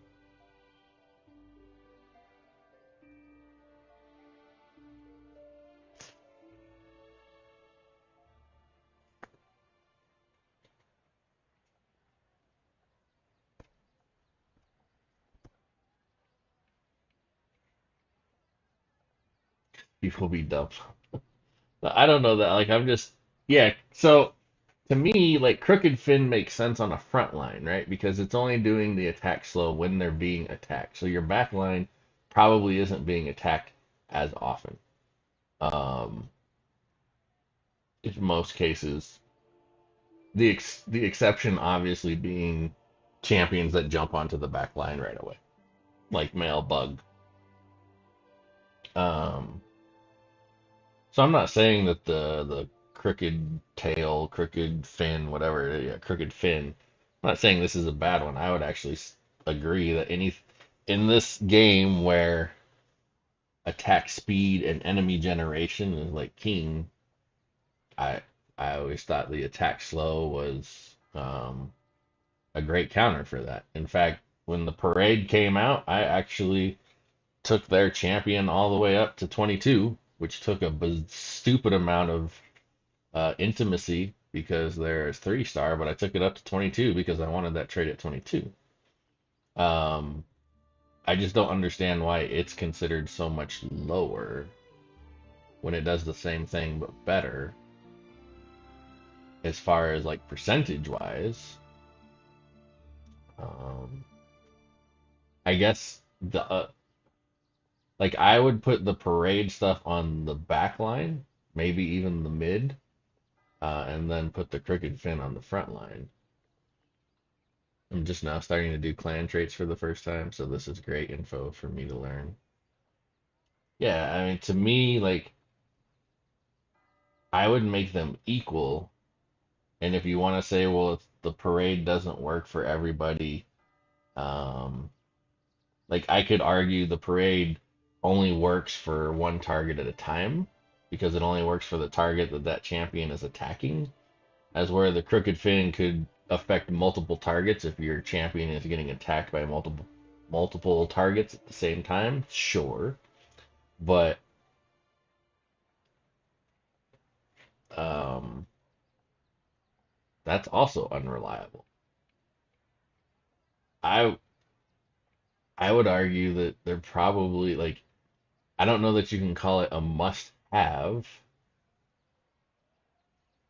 if it doesn't work, because I think Crooked Fin might be a must-have for your frontliners, but I would think like the Parade clan trait would be a must-have for everybody else. So either call them both must-haves, or by definition, it's not a must-have if only a couple of champions need it. So then I would put it as like a very strong. And I'm just curious about the discrepancy. And then I even saw another one in here that does attack slow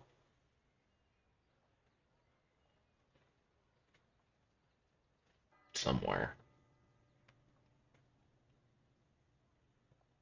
Oh, like this one's bonkers. Reduce the attack speed of all enemies by 30%. That's just insanity right there. But that you put on your support. Um,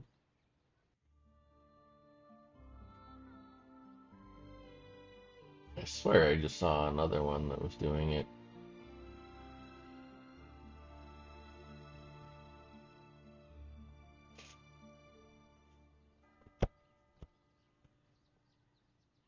But anyways, whatever. Mm,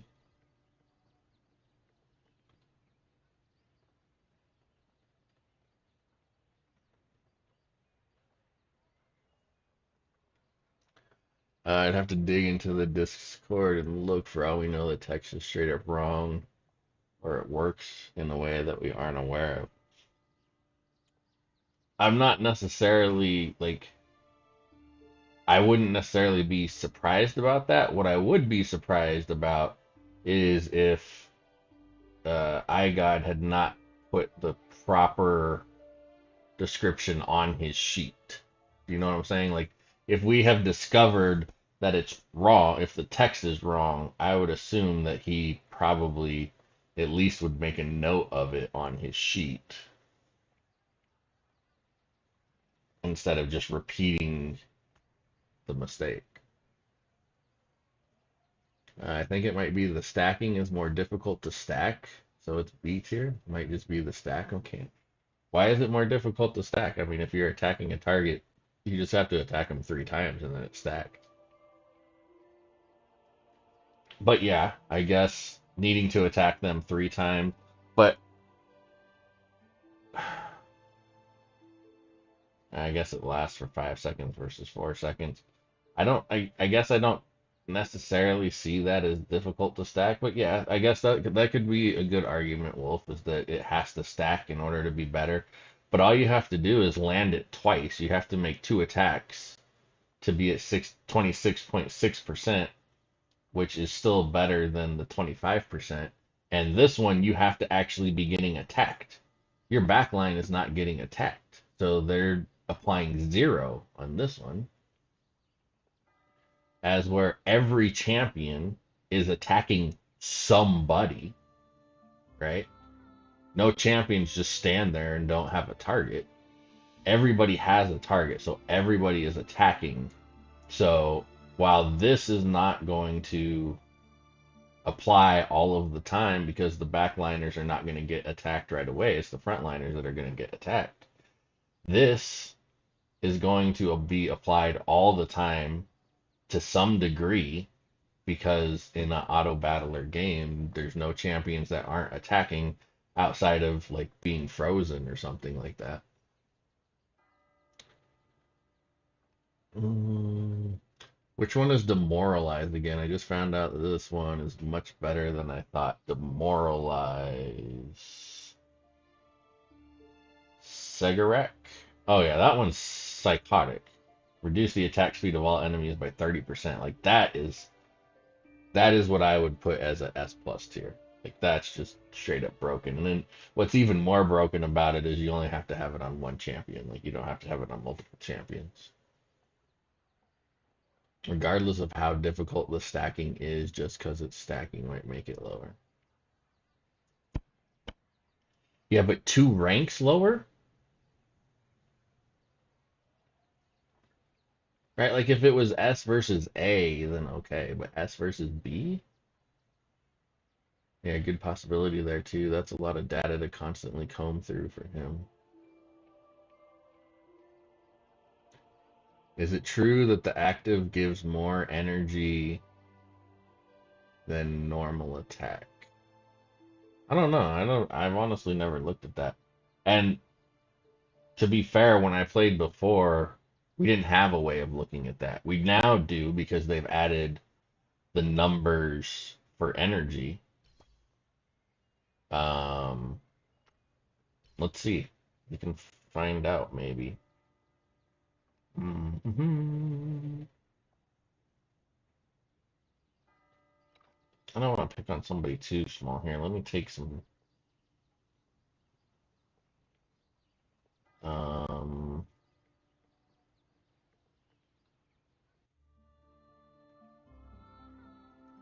I don't know. Let's just see if we can figure it out from here. Reddit was 150 instead of 100, but just one source so far, and I haven't dug into more. Oh, yeah. Well, let's see if we can identify it here. Well, we can actually. I don't need to fight somebody. We can look at some of these replays. Um, the thing about actives, though, is not every active is damage, right? Like, female Lionstone doesn't do damage. She turns around and gives a shield to one of her teammates. So actives are not always damage. Let's see if we can see here. He does damage with his active, so except for I don't see where's the energy. Oh, plus 100. Okay, that probably went too fast. We'll have to replay it. Plus, yeah, I didn't get to see what the active did. All right, let's see. Watch him. Watch him. Normal attack. Normal attacks I know give plus 100. So the only time I saw an active go off, his was saying plus 100 still. Like I saw two plus 100s jump up. It's hard to tell with all of the pausing that the ultimates cause whether that was actually. See, like his first attack doesn't proc anything, but now he put his active down. There's 100, and there's 100. So I don't know if that was from the ultimate attack or if that was from the basic attack or if that, you know what I'm saying? So, um, it's hard to tell, at least in this scenario. There might be a better champion to test it with to figure it out, but the ultimate answer is I don't know, and I can't figure out a way to give you a definite.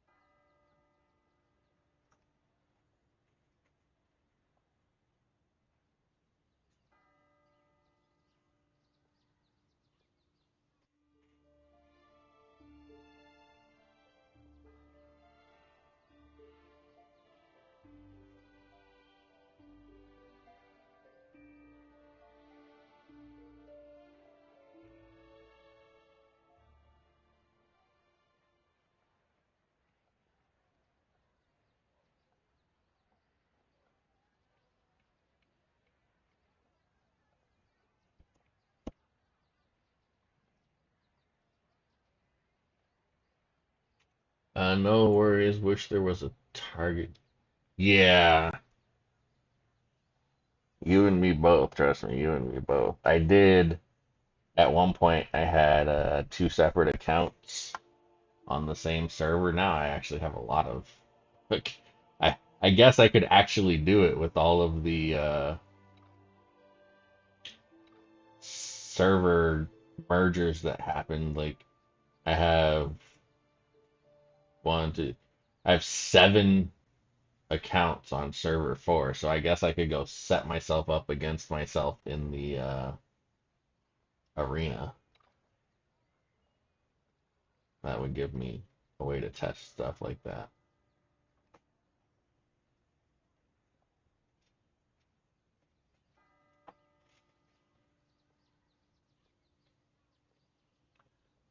And I have actually done that before. I have some videos out on it. It's how I found there was a bug on. I forget who the bug was on. Female Loom, I think. There was a bug that I discovered while I was testing something else.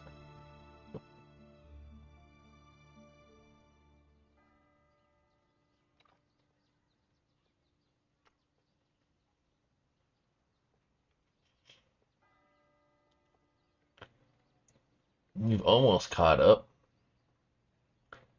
Only 12,000 points more to go, so about 15 minutes we will have caught up.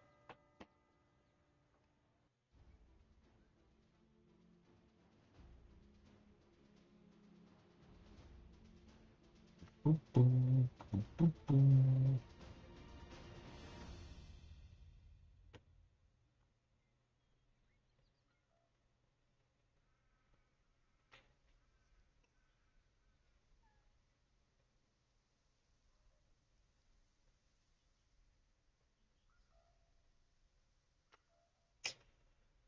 6 mil team. Should we go for it, you guys? What do you think? Do I try and push him out? He's 4 mil above me. Do I try and push him out?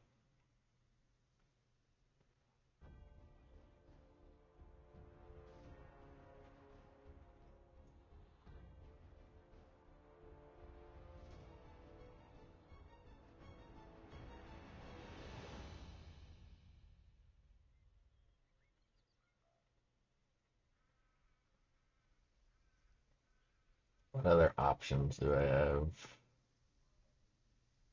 Ooh. Oh, there's only one guy there, and I don't have enough yet. Hmm. There's an easy push. No, no, no, no, no. There's a 4 mil that I can't reach right now. But some test dummies would be nice.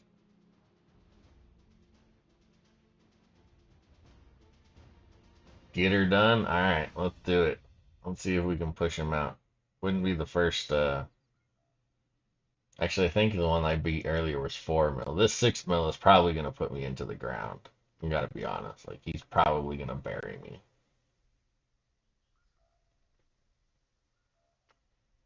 I would be surprised if I can pull this one off. Yeah, I mean, I'm just getting demolished over here. Yeah. Ugh. That wasn't even close. Ugh. So disappointing. Alright. That, begs the next question. Should I buy a couple of these packs, even though I know they're bad value? Should I buy 2 of these so I can push my Trevane to Mythic and put some vigor on my team?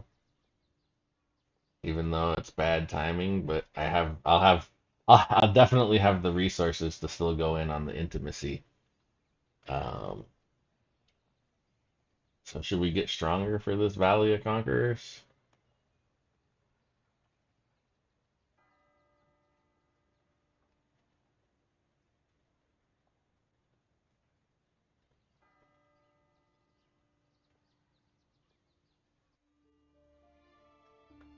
What do you think?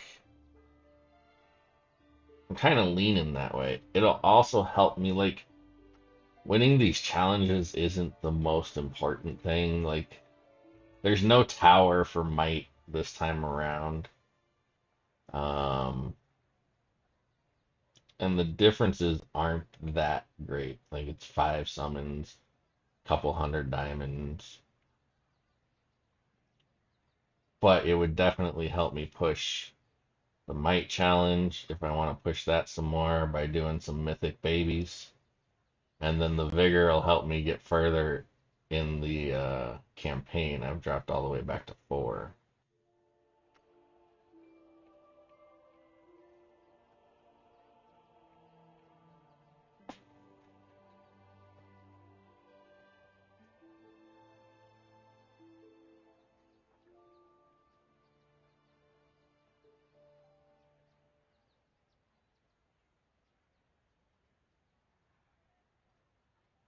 Any thoughts on that?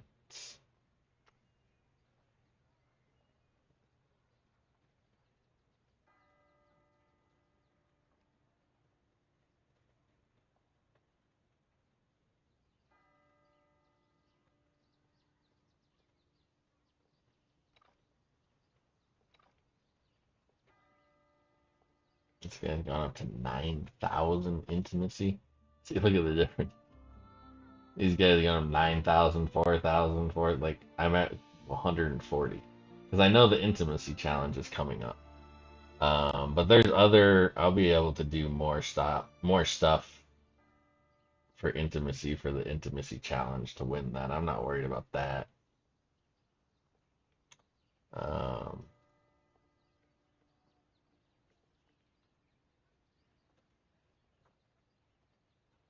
but I am leaning towards, because I am really close right now, right? Oh, that's not what I'm looking for. Doo-doo-doo. Bag, right? This is what, 2, 4. It's almost 4K there. Another 700 here, and I think this is another about 100-ish.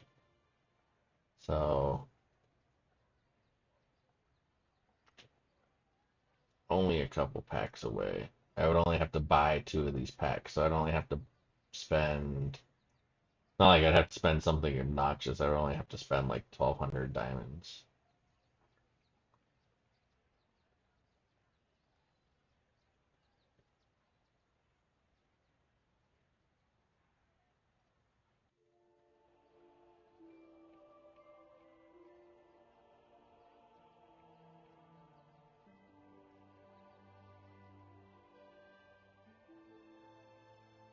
I'm gonna grab a drink real quick. I'll be right back.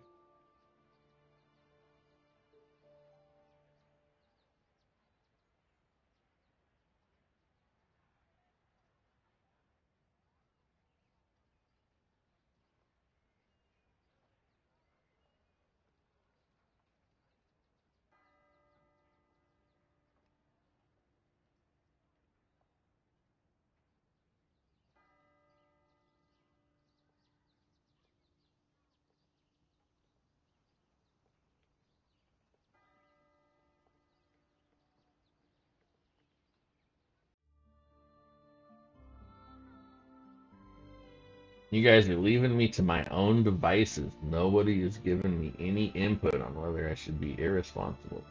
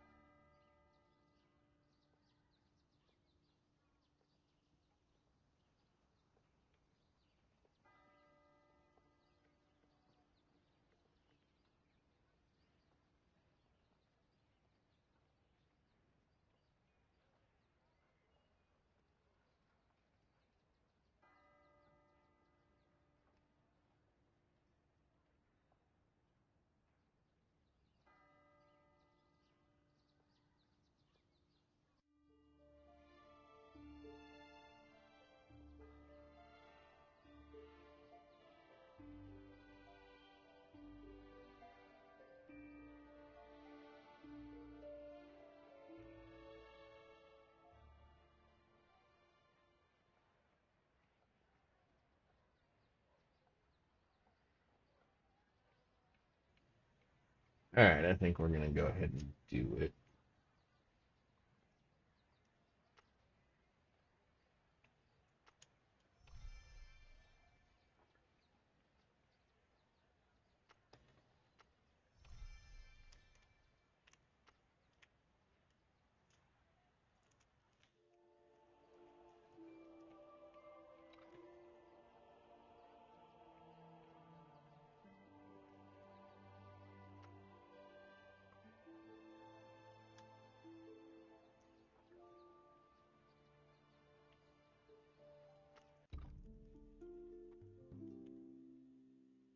I've got some plans for us.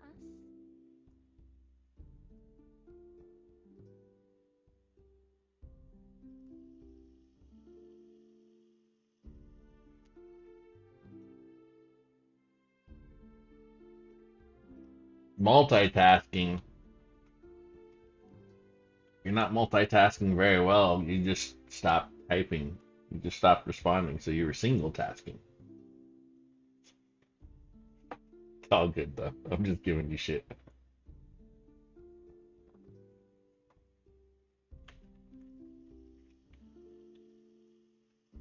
Either way, do you have an opinion now that you're multitasking back over on this side of the world? I mean, I already bought the packs, but I can still wait.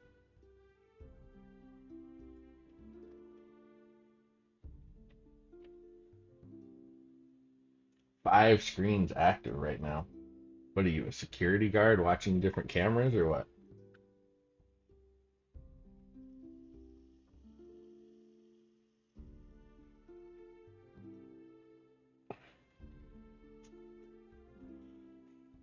And your dog wanted out. Teach him to open the door.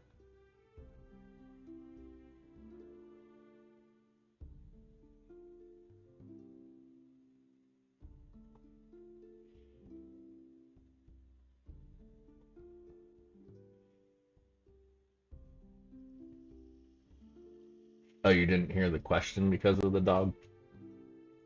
So my question was, I mean, I already bought the packs, but I don't necessarily have to spend them. Should I spend the intimacy now to get my Trevane to Mythic so I can put vigor on my team? So I can be stronger for VoC and win VoC. It will also help me push further in campaign, and the Mythic Babies will help me raise my might. These aren't necessarily that important to win. I've never won either of these, at least in this week. In the first week of a server, because I usually just don't. No, delivery driver manager. Oh, okay. That works.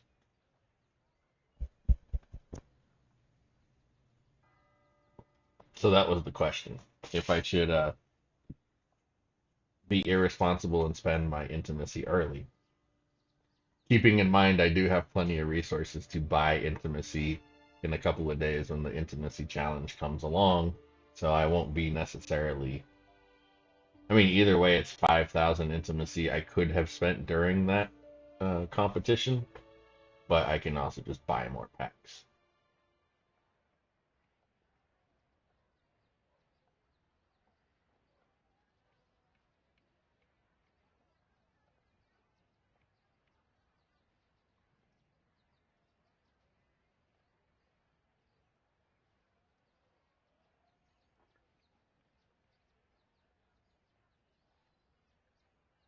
Your answer is in Discord.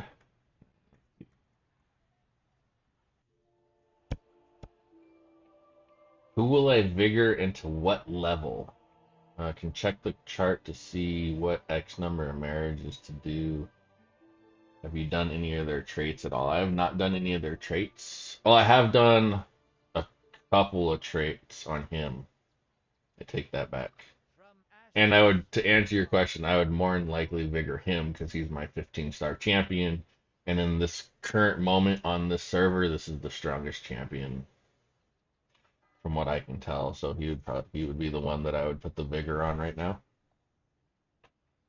If in the future meta, as we get more champions, he isn't as good as we think he is, then I can always just kill him off, put it on somebody else. Um, I have done some traits on him. I put focused on him and I put energetic on him. He already had brutal and honorable.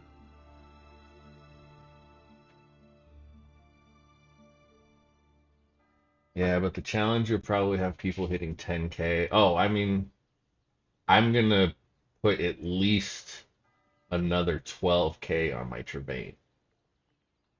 So 10K is nothing. Like I'm gonna get her to max mythic so I can have the level 22 traits. So that's bare minimum. Um, by the time go for it then, I think the vigor plus some basic traits. Make sure the front line stays alive for him though. Yeah, I mean, right now against these, like against the little 6 million, I think like 6 mil is the biggest team in our Valley of Conquerors. Like right now, like one Vigor champion, he doesn't necessarily need a front line. If I just Vigor, I don't know how much Vigor I can put on him. Let's see, where's the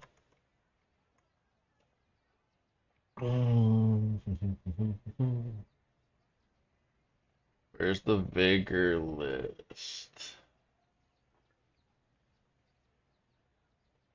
Vigor requirements. Here we go. So I have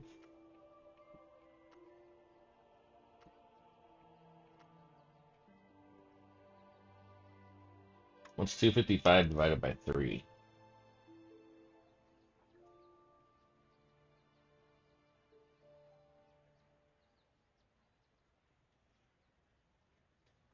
So I have enough energy potions for 85 babies. I have enough rings and bouquets for much more.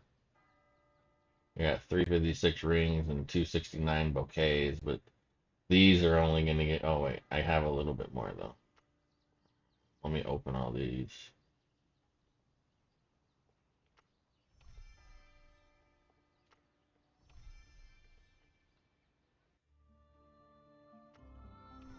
I would just be happy if every single box was energy potion.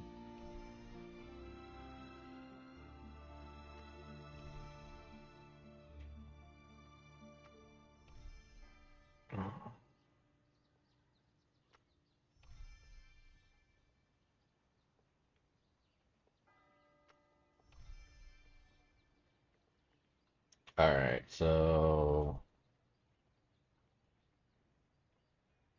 96. Yeah, I'd go for it, especially if the challenge really isn't something you'll compete heavily in. Oh no, I'm going to win. I have every intention on winning the intimacy challenge. It's just that the 5K I'm doing now is not. Um, I don't think I would, and the 5K will hurt me if I do it now. I have other companions that I can put intimacy on. That's not a problem. It's not that I won't compete. I always like the intimacy challenge is the one challenge I always try to compete in. Um, on my previous server, I held most of the towers for a long time. I do it myself, but my intimacy challenge is in a day or so. Yeah, it's cool. If we wanted, we could look at the chart and see how much stats it would give him. Bouquets are slow. Yeah, bouquets, especially if you're not spending money, bouquets are gonna be your bottleneck. Even if you are spending money, it's still like $50 for 100 bouquets, and you can only do that once a month. I think they have a couple of smaller packs too, but you end up spending like $100 for like 75 bouquets or yeah, no, something like that. Um, so yeah, bouquets are definitely the bottleneck. That's why Dungeon Descent and also winning challenges is very important because all the challenges give you bouquets. These ones don't give you too many, like 10 is not going to really make a dent in what you need for vigor. It's like the intimacy, and I think the districts has a pretty good chunk in there as well. But also your in no, my intimacy challenge is when these are over. My intimacy challenge is in 2 days. So during the first week of or during the first rotation on a brand new server, the rotation is slightly different than what it typically is. So on a new server, the first week, like the whole week, is might in campaign. 7 days of might in campaign. Then after that is an intimacy all by itself. And then after that, you go into the regular rotation of air and arena challenge, district and charm challenge, and then intimacy repeats itself because intimacy is always last in the rotation. You just get an extra intimacy the very first rotation through. So District and Charm, then Intimacy, and then it goes back into Might, Air and Arena, District and Charm, and Intimacy. So, but we get Intimacy in 2 days.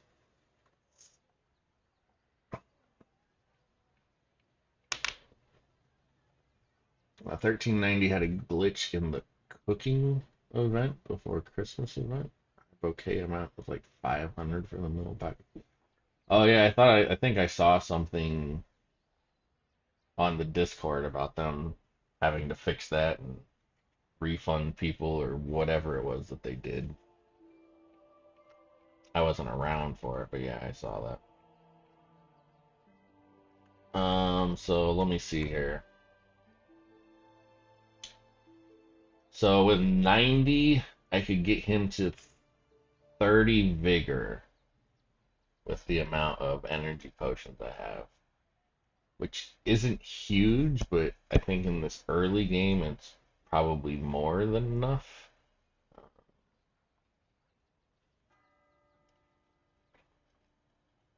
That should give him, let's see, level 30.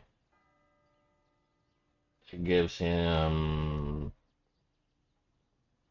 334. I don't know what the fuck that says. That's, it looks like it's a period. So it says 334.056 power at level 30 on this chart. I don't know if that's maybe just what they get at, is that might not be a cumulative. I don't know. I honestly don't know how to read this power per vigor level chart.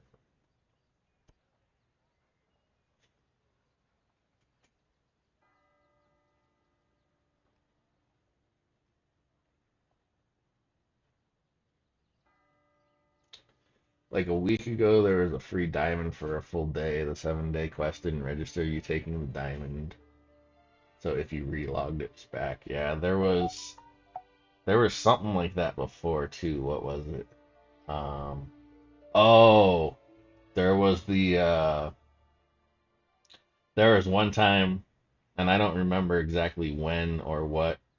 Oh no, it wasn't that you were getting free diamonds. There was a event where you got rewards for spending diamonds.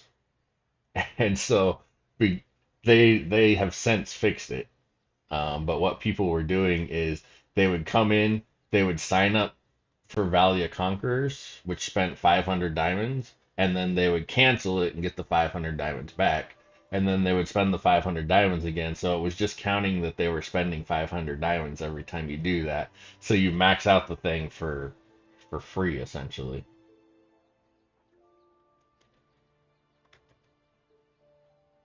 So yeah, it looks like with what I have, because of the energy potion bottleneck, um, I can get him to probably about level 30.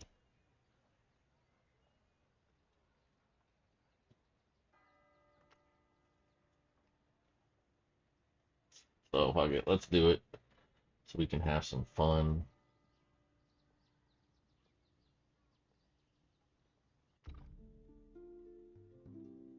I've got some plans for us.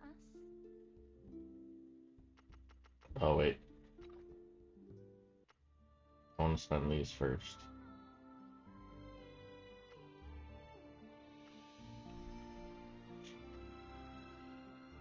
Oh, you know what? I probably didn't even need to buy those packs. I could have done it with just her, with just that. I've got some plans for us.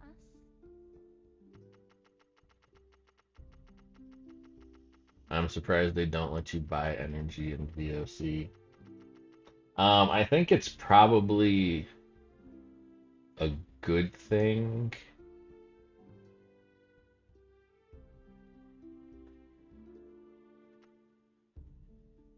Because, like, it's already kind of a bad enough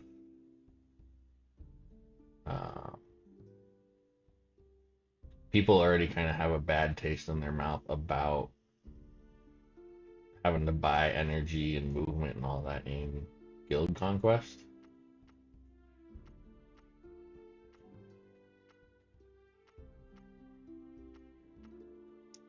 So slow. So I think they're that's the one nice thing about Valley of Conquerors is it's not really there's outside of just outside of the typical pay to win having a bigger team than everybody else, like there's not really any pay to win that goes into it. As we're guild conquest, there's absolutely pay to win that affects the match.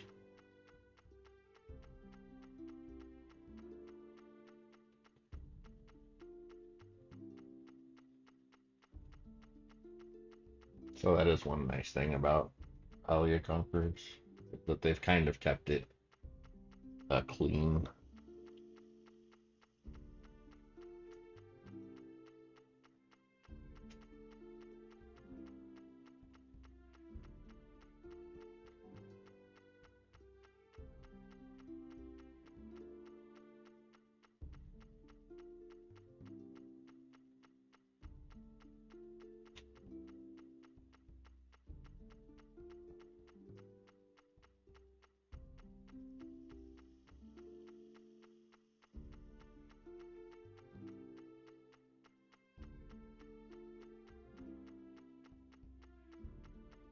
Why does it feel like I miscalculated? Am I gonna have extras? I totally miscalculated this, didn't I?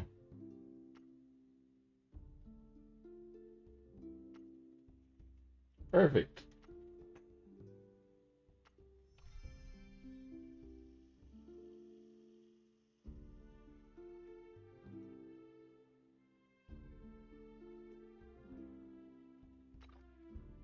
Ooh, does that give me enough to... Oh, still short. I've got some plans for us. Alright, hang on, let me clear this bozo out of here.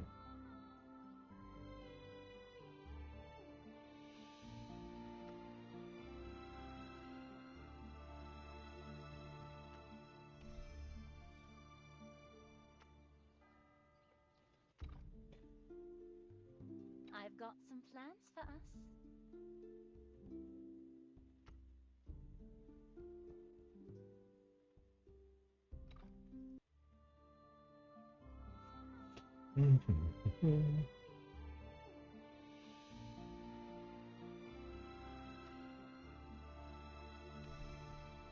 Good to see you again. Hi, Guardian.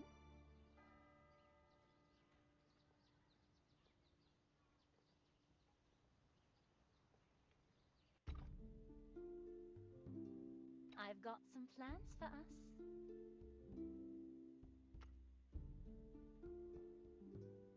I've got some plans for us.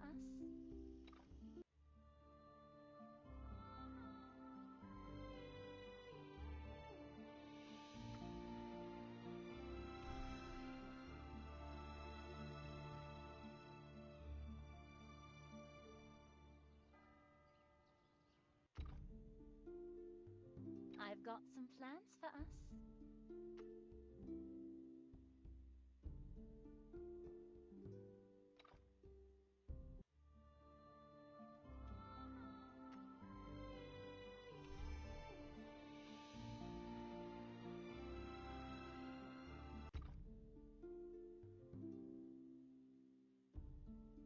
I've got some plans for us.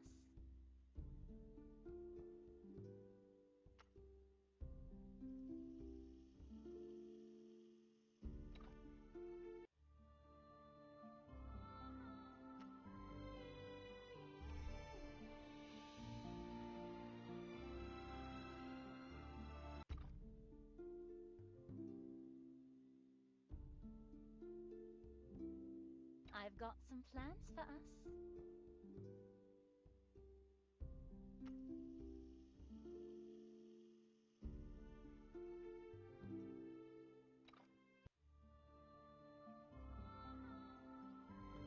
Running the dungeon on my account, playing Pokemon Scarlet again with the misses.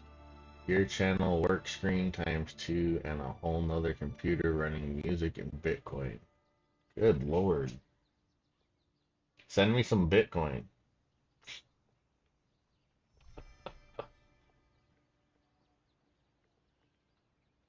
So you like mining Bitcoin, or you just like I've watching got the some market on plans for Bitcoin? us.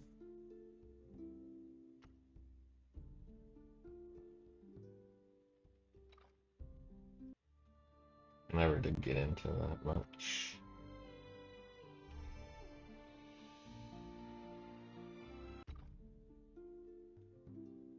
I've got some plans for us.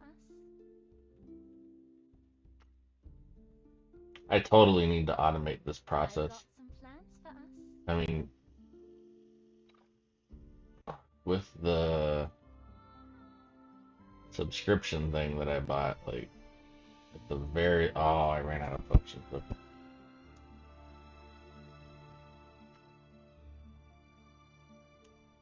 How many more would it take? Three. Oh no, that would just be so 3, 6, 9, 12, 15, 18, 2, 3, 7, 8, 9, 10, 11. So I'd need 33 more to graduate all of those.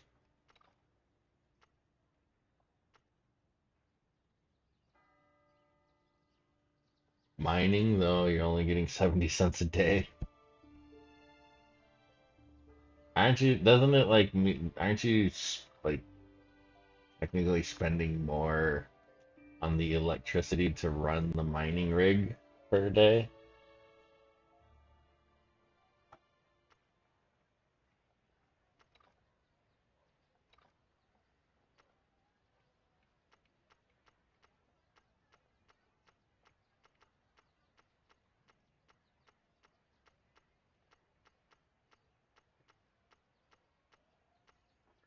Can somebody tell me why they still haven't just figured out like a claim all button for all this shit? Do I really have to like, break my wrist tapping all this? All right, let's see what we ended up with. 89 of him and 75 of her. There's got to be some green ones. Like, okay, they're not all mythics. Okay. I was gonna say.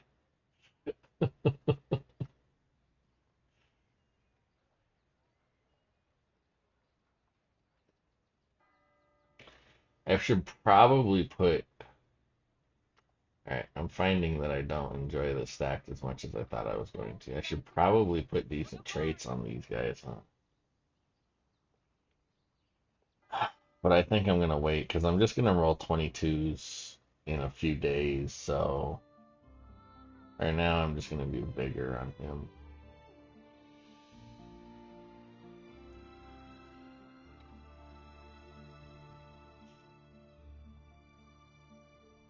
Oh wait, I gotta marry all the guys onto the girls so I can marry the girls into him, huh?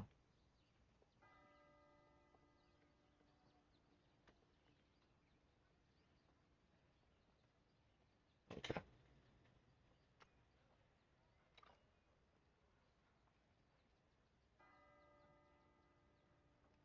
Oops. Marriage.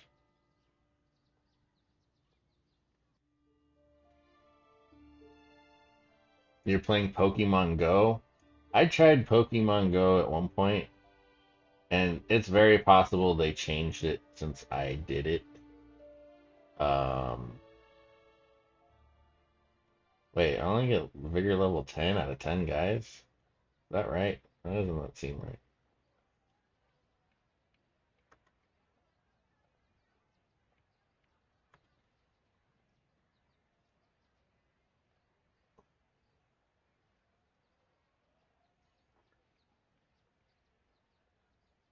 Hmm. It's better than what the spreadsheet says, actually. The spreadsheet says it should take 12 to get to level 10. All right. Um,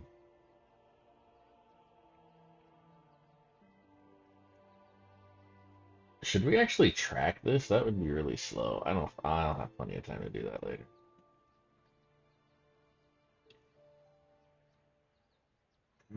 Currently, yes. Though when I move into my new place, no. Also, last year I was mining $4 a day, so it was more worth it. I tried to play Go every now and then. Currently, I'm just putting all of my Go it's onto the home. They've probably changed it since when I originally tried Pokemon Go. But when I realized I could just sit in my living room and keep getting Pokemon at the same exact place in the living room, it kind of lost its fascination. I was never a huge Pokemon person in the first place.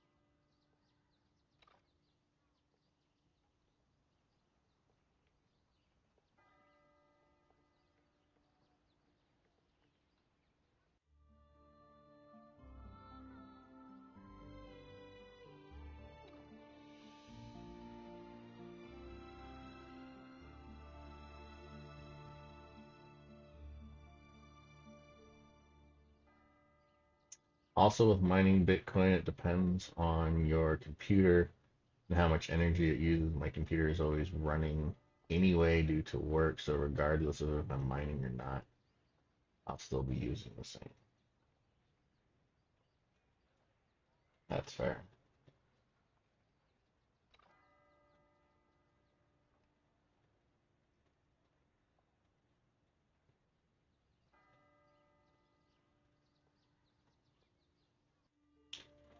Should I save one of these for a boss? I guess I don't necessarily need to give him any of them because they're not going to get him over 31. I think I might save her to make a boss alt.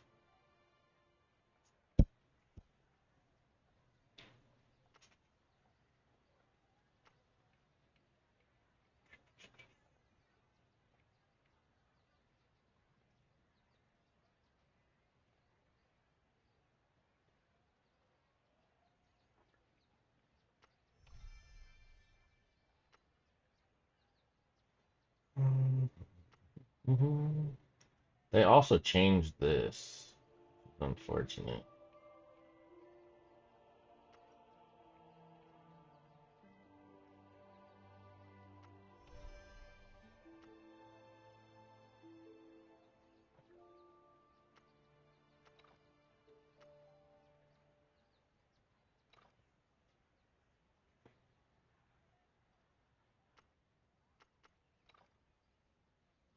Oops.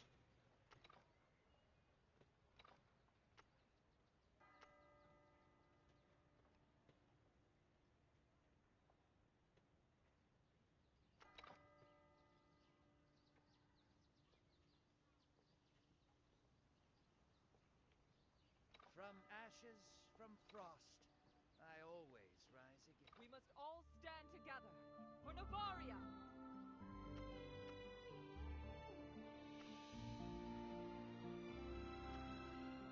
Amid darkness there is light. Alright, I don't know what my team strength is now. Oops. Enter.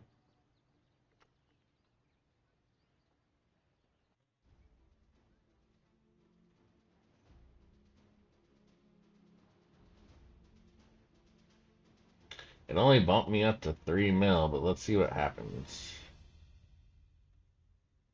I don't know if 31 vigor is enough to just. I also don't know if he has any vigor on his. Doesn't show you the vigor of your opponent. He's got to have vigor. There's no way this is 6 mil, is it, without vigor? Alright, I'm just gonna test it. What the hell?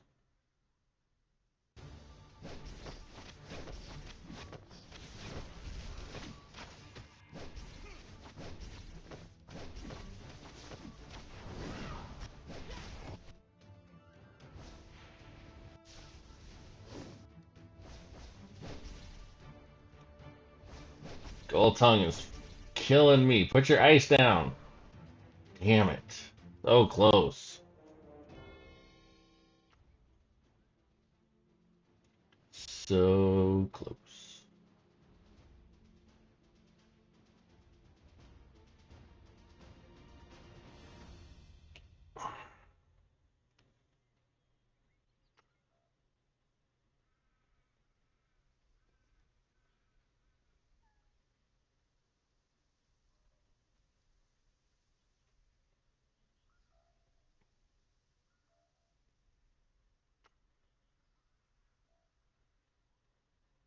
Should I go camp their bread tower?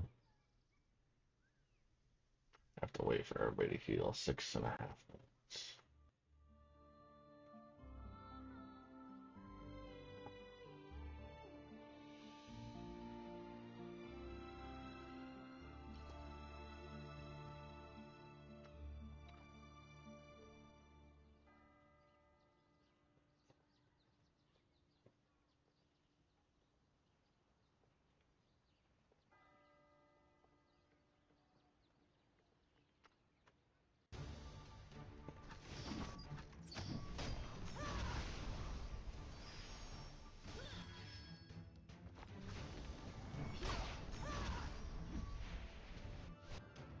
Oh, everybody dies. That felt better.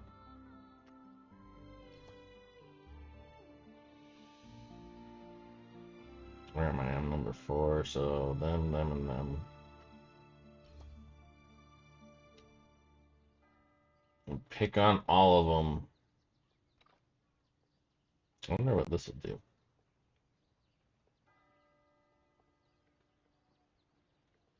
Not gonna give myself to that fucking 300 power tide.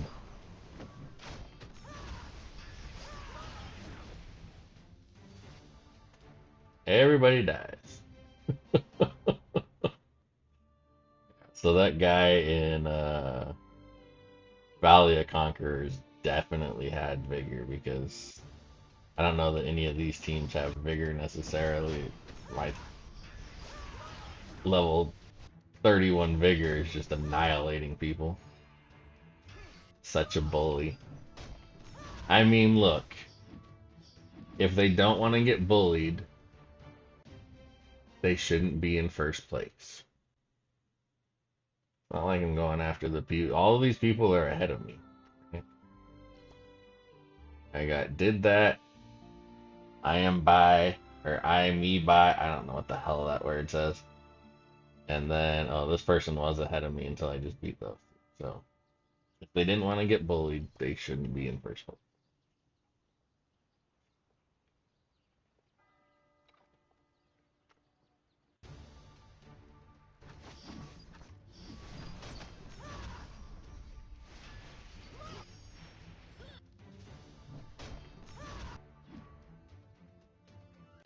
Why does his Why does his female lionstone live longer than everybody else? I don't know. I don't understand how his female lionstone is tanking so much more than everybody else. She's usually so squishy.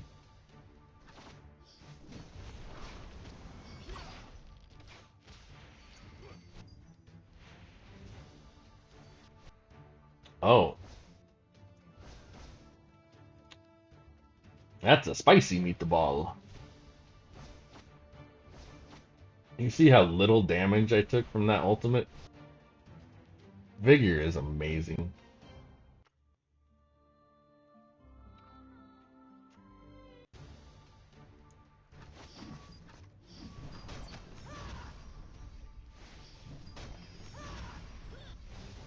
Look, does he have vigor on his lionstone? That's gotta be what happened.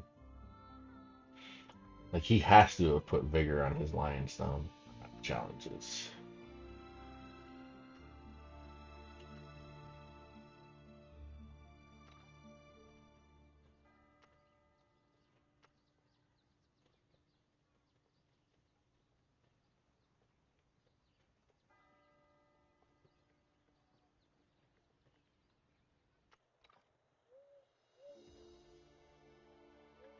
What's a good starting point for vigor? More? I mean, the answer is just really more. As much as you can possibly get. There's no reason. Like, here's the thing. Especially now, I mean, apparently sprites are stronger than vigor, but they're, from what I've been told, they're very heavy pay to win. And, like, on a new server, they don't unlock for over 3 months. So I don't have to worry about sprites for right now. Um, you literally just, like, level 15 star champ, level 700 doesn't mean anything uh, compared to bigger. Let me see. Hang on. I want to find it for you.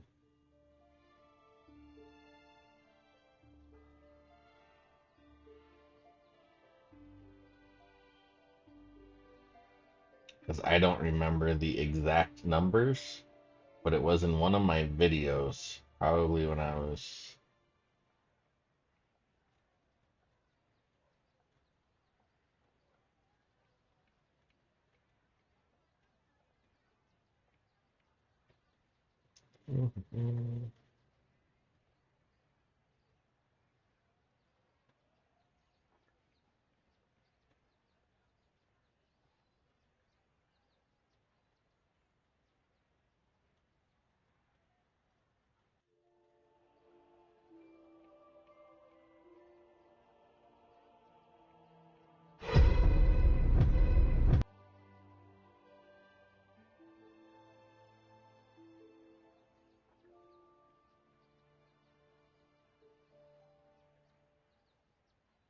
Mm, where is it?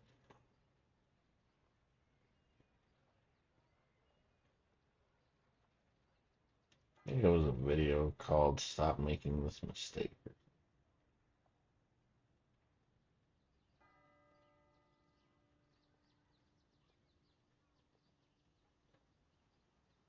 No, maybe not. I don't. Okay, so I don't know what video it was. It was so long ago. I can't remember, but um. Oh wait, I might be able to show you. Hang on. See if we go back over here. To answer your question, like I don't have an answer for your question. Like a good starting point for vigor is as much as you can possibly put on them. And here I'm going to try to explain to you why I say that. Like I have some vigor. I sent a screenshot on Discord General too. It's not much. I don't know if it's doing much. You're probably not gonna feel anything until I would say 30-ish, and that's a very, very baby starting point. Um, when I was making my 100 vigor Devala, I really, really felt like I was doing things like what you saw me just do um, in the arena, and how you saw me just almost beat a 6 mil team with a 3 mil team because of that 30 power. Th Yeah, like I was doing some of that along the way where it was like I could win with that one champion, but when I really hit like level 70 is when my Devala just became a god, and your average typical team is not going to be able to touch it. Um, so here, look, I have some 15-star level 700s. This guy even has 48 vigor, but look, I'm gonna reset this real quick. 30 is probably a good like baby step. Okay. Okay, so she is now. Oh wait, it didn't. Oh, she's tagged to her, so I have to reset her. Do you have what it takes to command an orc?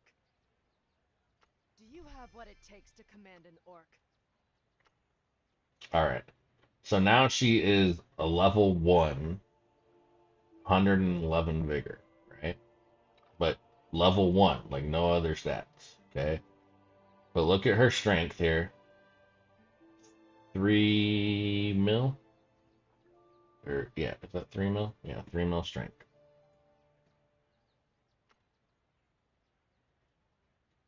And then For the spring eternal, he's spear is a yours. full level 700, 15-star, 48, which is no small number, and his strength is only 1.3 mil, and his health is only 40 mil.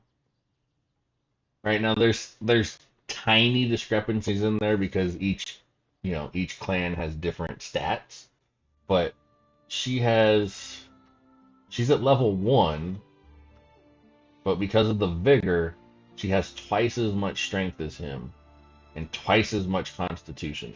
Like that's how strong vigor is. So it really just doesn't like vigor is better than stars all day, every day. If I could remember what server I did it on, I would show you, but I can't remember what server I did it on. It wasn't my free to play account, was it? Yeah, like that's how strong, that's how significant vigor is that.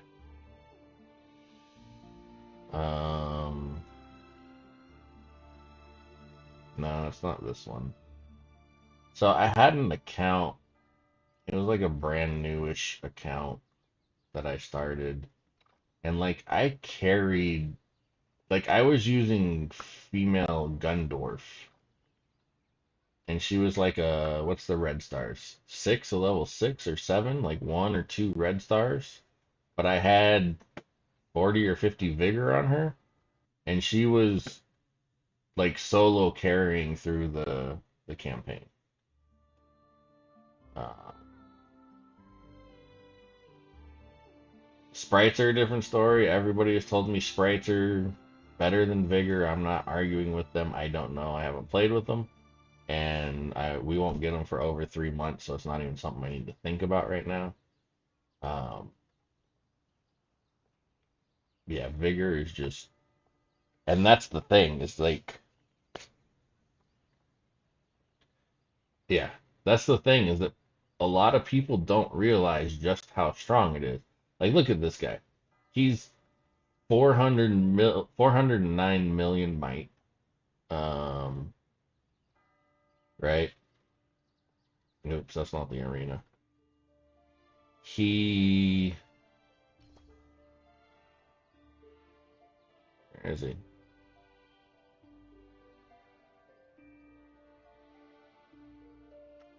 Down here. He is this IMEB guy, right? He's almost 4 million strength on his team, is where mine isn't 3 million. Like he's at least a million stronger than me, right? And I don't know if you remember this, but look at how easy I just walked through his team because of vigor, right? He has It's like a level 300 Tide and a level 300 male Akuna. I have the one level 300, and that's the male Akuna. And look, just pop. Your whole team's gone because of Vigor, right?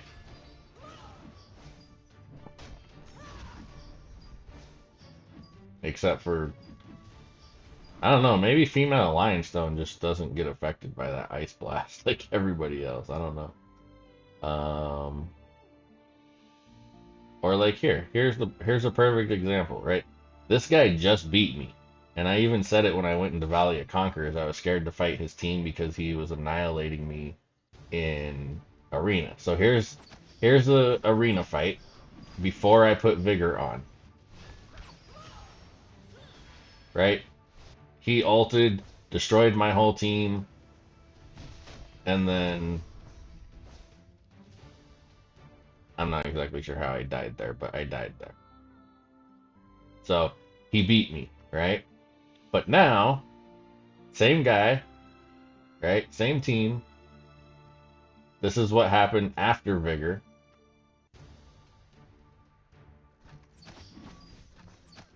More a stronger might-wise team than me, or combat power, whatever you want to call it.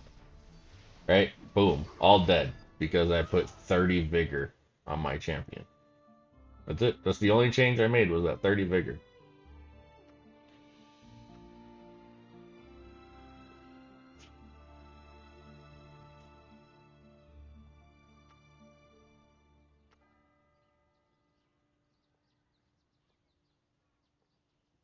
So yeah, especially because you're starting a new account, just build one big Vigor monster to begin with, and you will run shit on your server. You'll probably run shit in Guild Conquest until you meet some of the older servers, right? Like if you build one big Vigor monster on your server as a new server, short of somebody else also hearing and taking my advice, like you'll just annihilate everybody because everybody else is worried about building a big team as far like where's his team,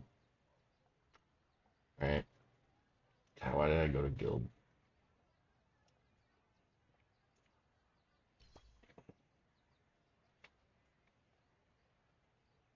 All right, look at this. He has that is a 13 star. This is an 11 star and 11 star. I have my 15 star, and I have this one 11 star, and everything else is 6 or under stars. Right? This guy who has the most might on the server right now, right? He's got this 13 star, an 11 star, an 11 star. This Tide is at level 300. Yeah, level 300. She's at 323. She's at 300. He's at 327. And she's at 280. So 280 is his lowest champion, right, at 7 stars. Now look at mine. I got a 6 star, 209. A 6 star, 240. A 4 star, 160. An 11 star, 262. And a 15 star, 301. Again, like every single one of his champions except for this one is at 300, right? I'm one level higher than 2 of his champions, but basically everybody is at the same. He has every single champion at the same level that I have as far as levels. He has more stars, but my Vigor annihilated him. To get that 30 Vigor, you just married them into one good unit without picking any traits if the unit's traits are already in a good set. Yeah, so with vigor, the only thing that matters about the traits with vigor is the levels, right? It doesn't matter which traits they are. It's just the numbers here, right? So this is kind of you're not vigor takes so many marriages, you're not going to worry about what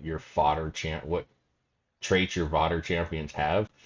Um, like if this was all 18s, it would be better, but you're not going to worry about it. You're just going to marry it. So when you're marrying for vigor, you literally just marry them. It doesn't even matter.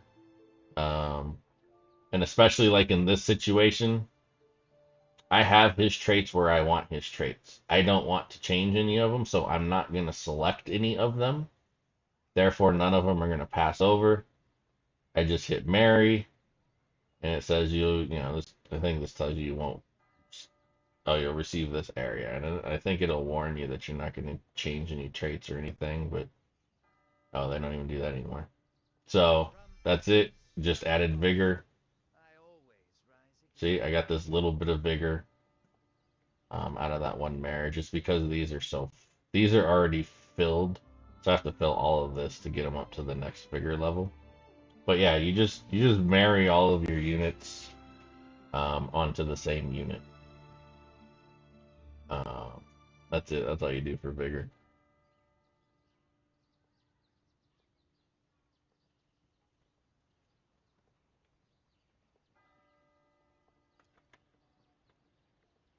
So I do. If you guys want to go to my YouTube page, I do have a vigor video right here. Um, I probably have a couple of them, but I think this was the most recent one I did. And so the interface is going to be slightly different because they changed the marriage yet again. Um, but that'll walk you through everything you need to know as far as like marrying them for vigor and stuff like that.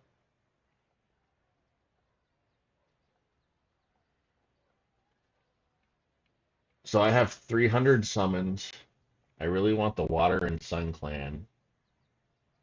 I think I should hold the summons until they come back. So you like when you say you have 300 summons, you have 300 of the crystals, the orange crystals. Is that what you're talking about?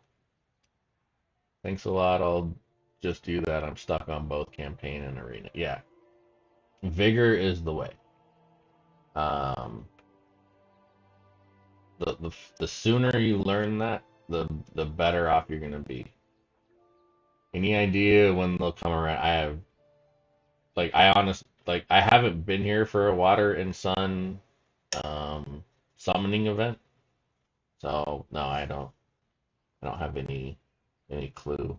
Um, I don't know if they're still doing it, but when I left, this was 8 months ago, obviously, but they had started posting um, calendars in Facebook.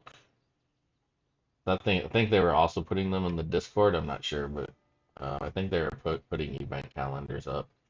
But no, I don't know when they'll come back around. Do they have a good clan trait? Let me see. Where? Oh, where?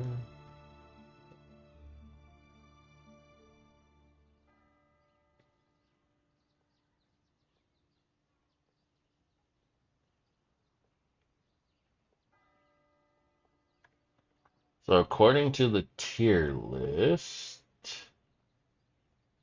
Water and Suns. Okay, so here's the other thing. Um, gods that I want you to consider. Okay. So according to this tier list, I don't even know what Water and Sun's clan trait is, but according to this ultimate tier list thing, um, their clan trait is not very good. They have it ranked as a C clan trait. So you don't necessarily need Water and Sun event. So here's the thing, and this is going to be individual for each person, okay? But it's going to be dependent on how much you want to spend on your account. If you're not a big spender, if you're free to play, or you're what I call a low resources player, where you might spend 20 bucks or 30 bucks here, 20 bucks there, whatever. If you're not whaling out, you don't want to participate in every single summoning event. Even if it's a champion that you really want, like Water and Sun, you don't need to participate. You don't need to wait for that event, because you should only participate as a low resource player or a free to play player. You should only participate in summoning events where you want to get the companion. Um, you can pull Water and Sun champions from any clan summoning event that came after Water and Sun was released. So, what that should mean, again, I wasn't around for the order, but this is generally how it goes.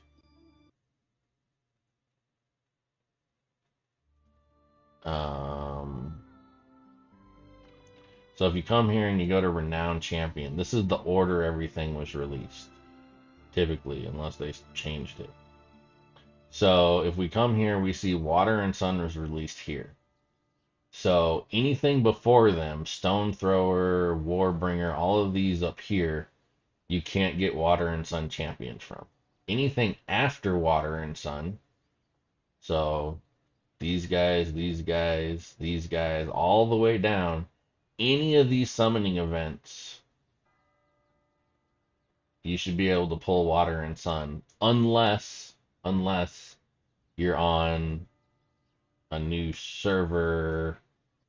And what I mean by that is, like, my server recently had the Akuna event, but it didn't have anybody else in it. It didn't have any of those other new ones. But if you're if you're on an established server, any of these clan events, so Segarak, Dawnbreakers, Tide Risers, Soul Keepers, if any of these are going on and they have a companion that's worth getting, those are the events that you should participate in, is when they have a companion worth getting. And so when you're summoning in there, you will also get Water and Sun champions out of those summons. Now, they may not be mythic right away or any of that. And yes, if a Water and Sun event comes along, you can do the 150 summons to guarantee yourself a mythic if you haven't got one by them. But you don't have to wait for a Water and Sun event to get Water and Sun. Like, they will be in any of these other summoning events. The other way you can get them, if there's an event going on right now, again, assuming you're on an established server. I don't know if you're on an established server or a new server, but this companion gift exchange, right? I was just messing around and I chose these stupid Warbringers, but you can choose what companion you want to try to get. So if you choose Water and Sun, then Water and Sun will also be rewards. You can get them that way as well. So hopefully that helps. But if you're not whaling out, you shouldn't be participating in every summon event. And it doesn't look like the Water and Sun companion is that important to get. So I don't know if you want to necessarily want to wait for a Water and Sun event. You probably want to wait for one of those other events where you want the companion because you want the clan trait. Doesn't seem like Bloodline has a website that tells what's coming next as far as a clan rotation. That's because they don't have a clan rotation. They do the shit randomly. Like I said before, they on their Facebook page they would post a calendar. They may have stopped doing that because I know at least the first time they did it, and I don't know if there were any times after that, but they posted it and then they screwed it up like the very first time they ever posted it. Everybody was like, "Oh yeah, cool! Thank God you posted it, and I know what summoning event is coming, and I can save up for it." And everybody saved up for it, and it was a completely different summoning event. So I don't know. Maybe they stopped doing it, but on their I don't do Facebook. I'm not on Facebook. But I do know that they were posting it on Facebook. I don't know if they still are. But they don't like there's not really a rotation. Um, I honestly don't know how they do it. I don't know if they draw names out of a hat. I don't know if they go back and look at statistics and go, "Oh, look, we made a whole bunch of money from this one. Let's run this one again." Um, I don't know how they do it, but there's not, unless they changed it, there's not a set rotation as to what clan is coming next. That being said, Water and Sun being as good as it is, they will I would imagine it would come back relatively soon. Because apparently male Water and Sun is the broken hero to get right now, and so that usually means people are willing to spend money, and so that means usually they'll bring it back.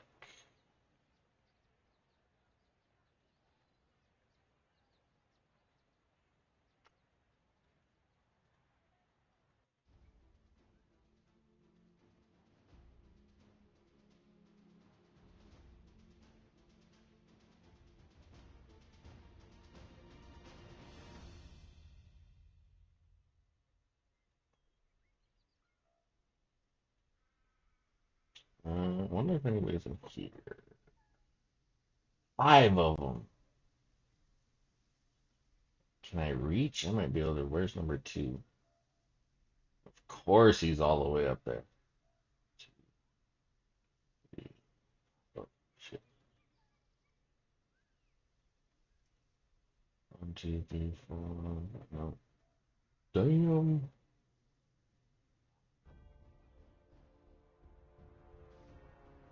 I cannot get down there from where I'm at.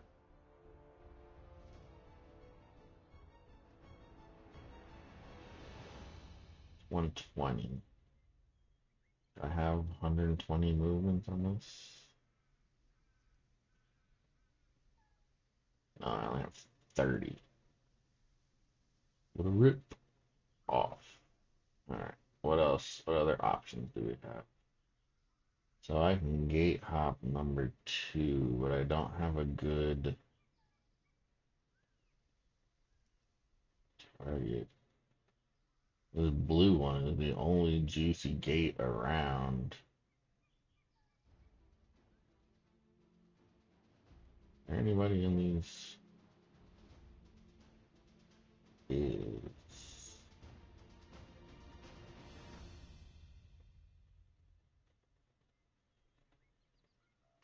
where is blue's home base? Yeah, I think that's what I'm gonna do. Start pushing. Do I not have?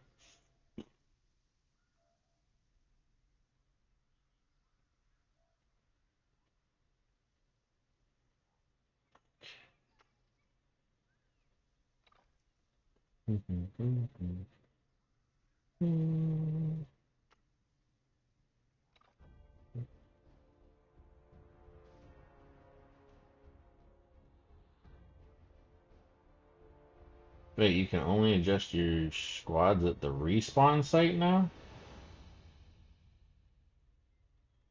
Is that true?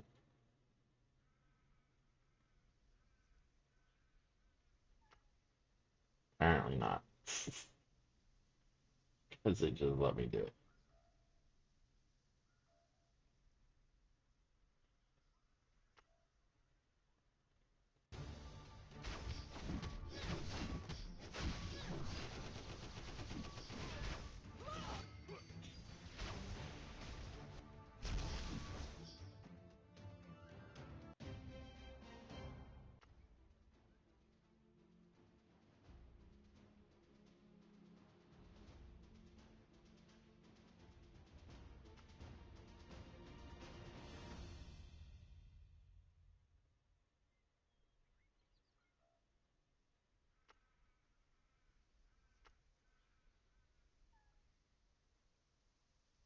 He's there. It's there. Bonkers is bonkers.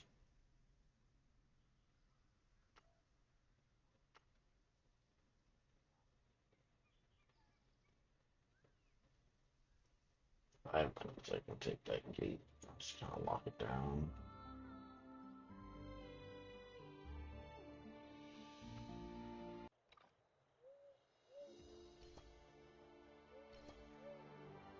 See if I can finally get past this stupid thing now.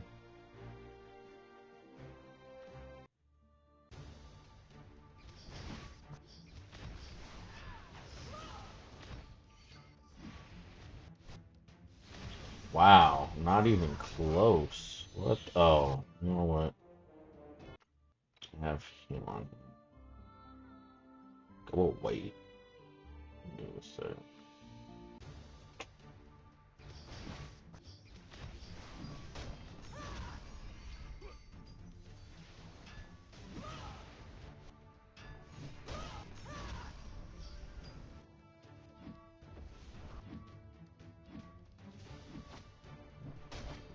It's always female Lionstone. Why is it always female Lionstone?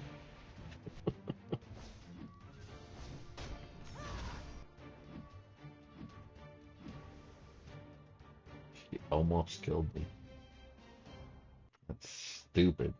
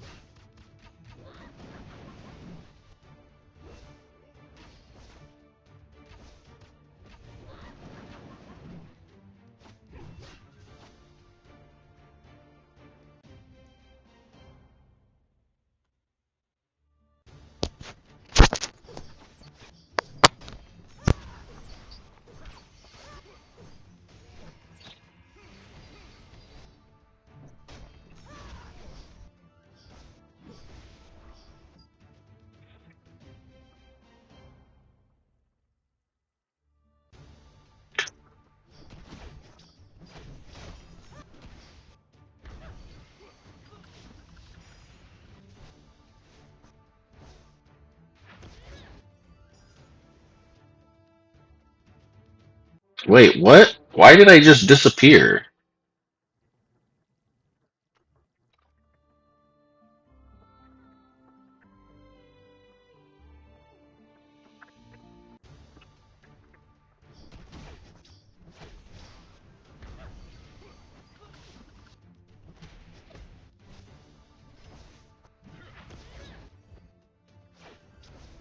Alright, that move did not work.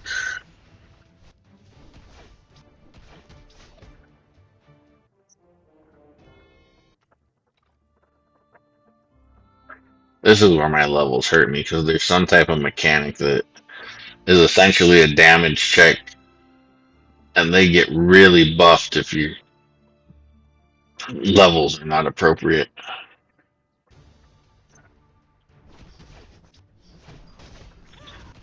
That's why teams I'm annihilating in Arena are 2 chapters ahead of me because they have all level 300 champion. Look, Karg killed me with fire. Are you serious right now? You know, Karg would actually be good if their fire actually did that much damage for us. One of the most frustrating things about this game. One of the most frustrating things about this game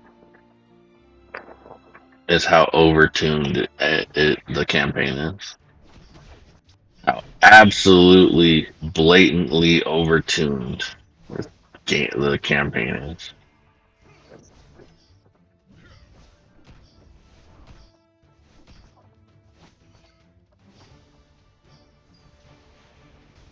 Champion OP, please nerf.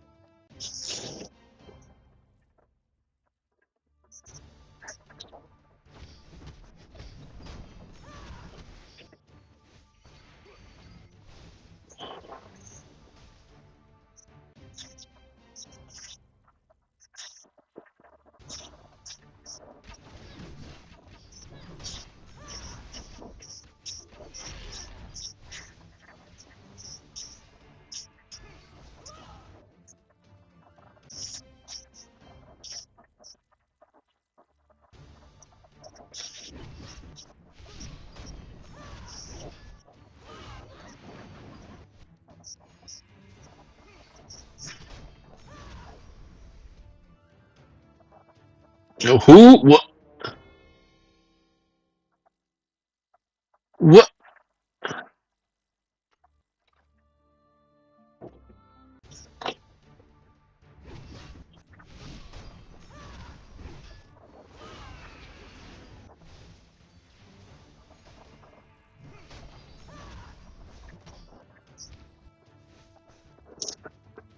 So bizarre.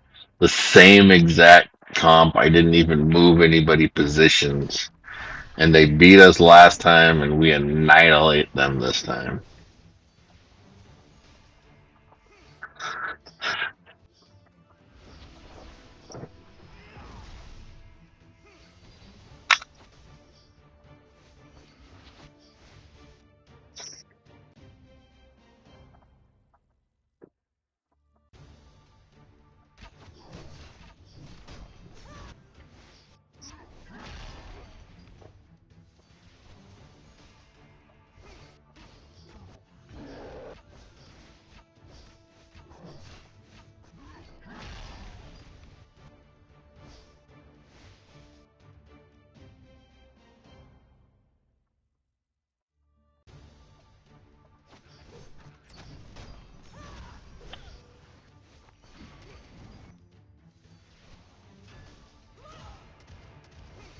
There's something definitely wrong with my team because I can't get past 1354.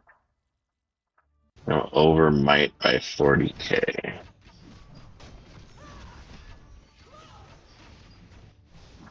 Um, you can post the pictures of the matchup in the Discord if you want. I can take a look at what you're running and what you're going up against. That's one of the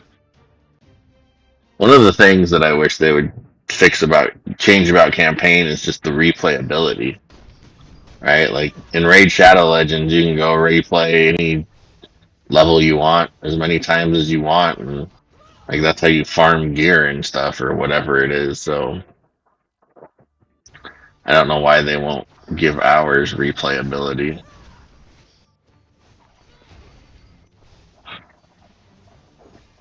It would certainly be great for content creation too.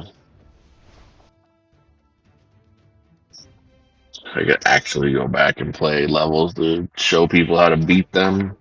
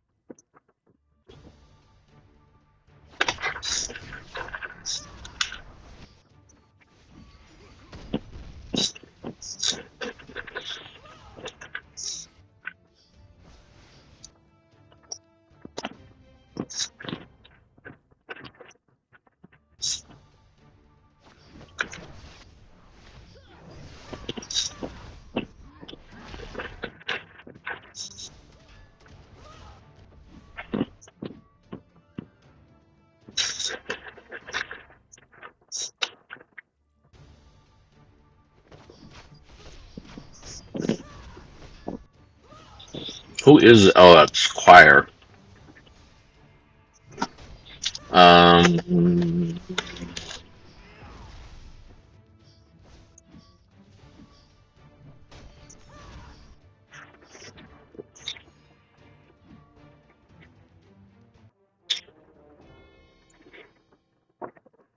switch your Gultung and your Devala.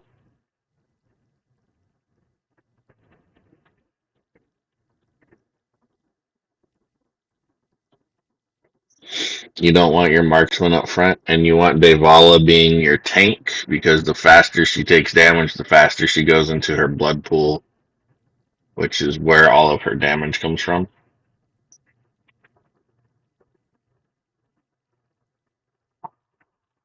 Um, you're also probably getting annihilated by the Electro Snowball because that is the single most overtuned ability in the campaign is female Fulgur's active ability. That fucking I hate that thing. So anybody on your left side is gonna get destroyed.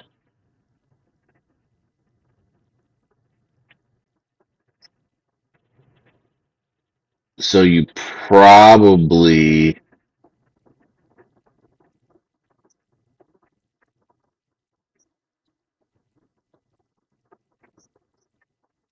want to put Choir over on the right side if she's important to your comp. I don't have any experience with Choir, so I don't know how good she is. But you have the highest amount of levels in her, so I'm assuming you are invested.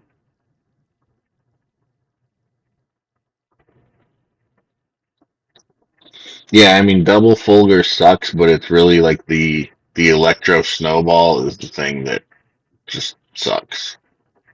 Um,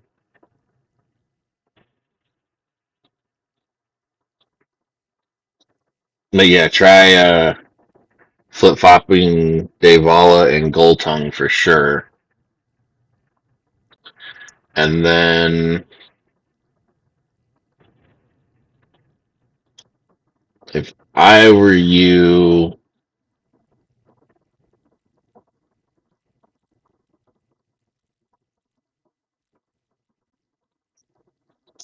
I would.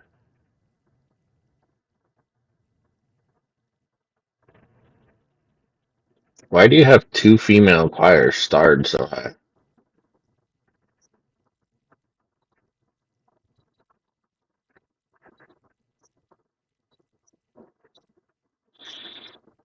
Something else you can try is here, let me watch a video. I just saw that you posted a video. I didn't even see the video. Oh, here we go.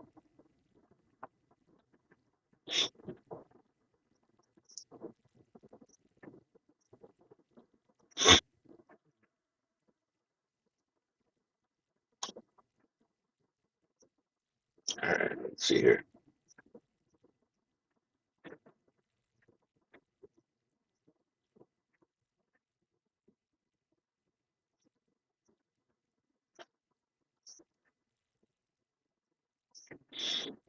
Looks like Choir actually lived through the Electro Snowball. It did. What the hell? Did they change Devala in the way she works? Why did she come out of that blood pool and not heal at all?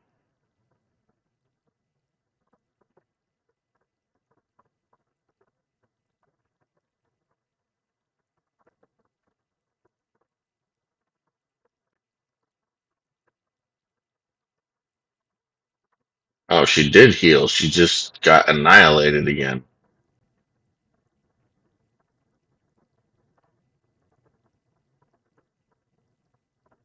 What did she get hit by?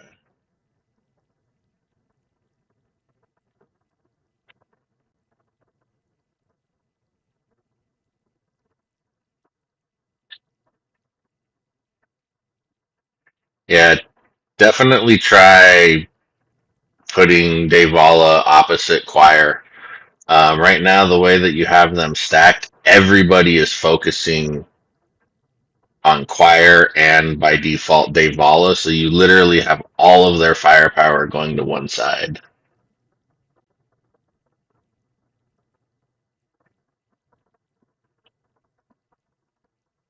So that would be my biggest recommendation. The other thing that you can try, which can sometimes cheese things enough to work, is you can try taking out female White Eyes and putting in like your female Lux and see if you can't Get one of those Fulgurs to kill some people for you, or whatever one they assume they consider the strongest that she targets.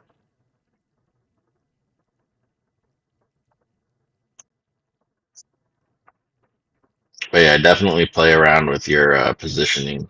I think that's what's I think that's what's hurting you is the way you have that position. You might even try putting Devala on the front, and you might also try flip flopping Devala and Choir. But I think it's going to be better if they're both on the front line instead of one staggered in the two slot because they're staggered in the two slot. They're still going to go to the same side, and when they go to the same side, they're both taking massive damage from that uh, electro ball. As where if you put them on split sides, you're gonna get like only one of them has to tank that electro ball, and the other one will still have some health on the other side. All right, what's going on here? I did not even see what was going on here. Let's try this.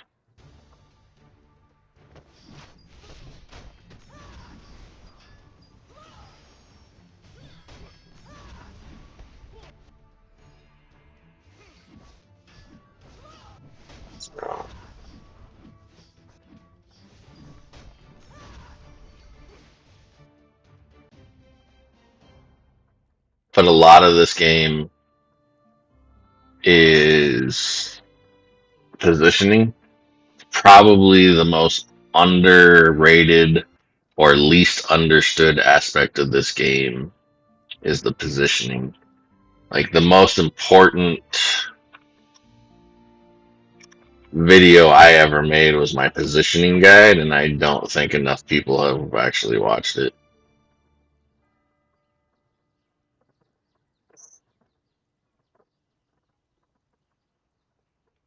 That was probably my single most important guide. I guess it actually has been watched quite a bit. Might be one of my most viewed guides, but at one point it had not been watched very much.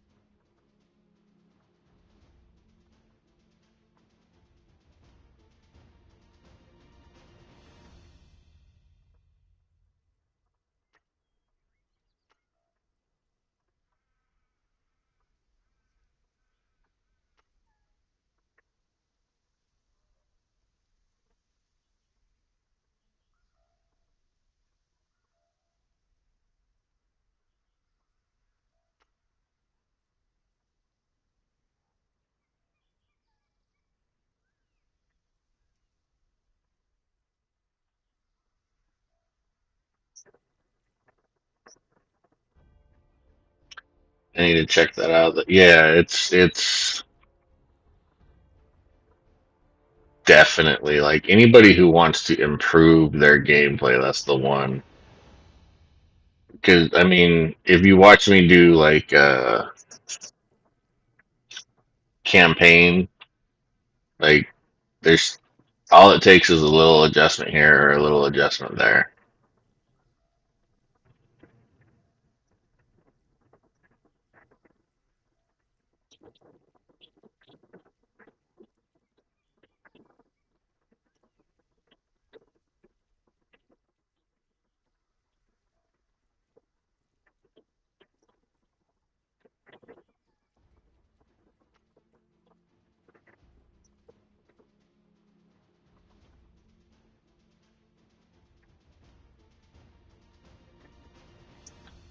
Breathe.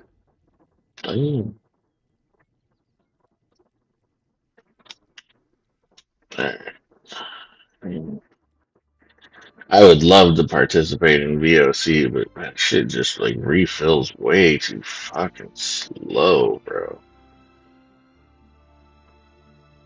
Way too slow.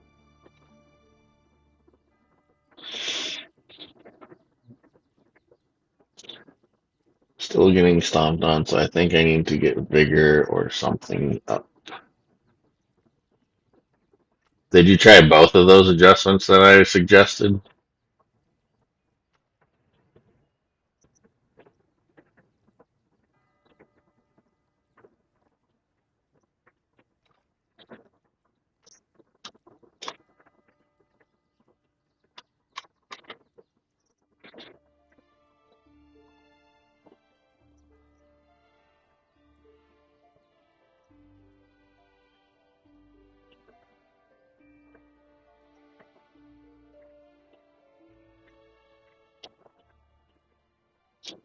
Lasted much better, but still. Did you try doing Lux instead of White Eye?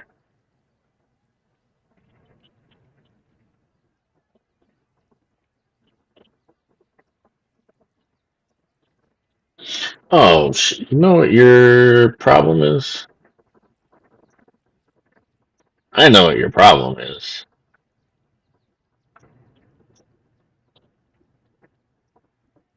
You have no female lion stone. Where's your female lion stone?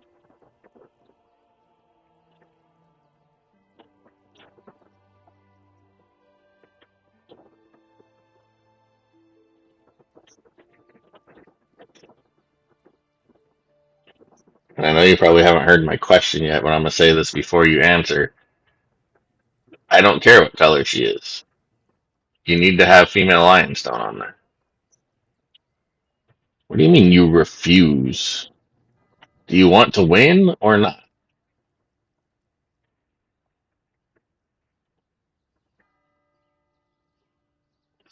I mean, that's the question. Do you want to win or not? Why? What do you have against female lion stone? I don't understand.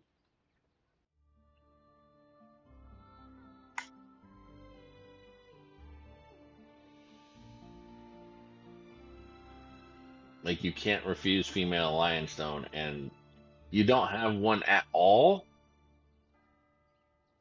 You don't have a green one. You don't have a blue one.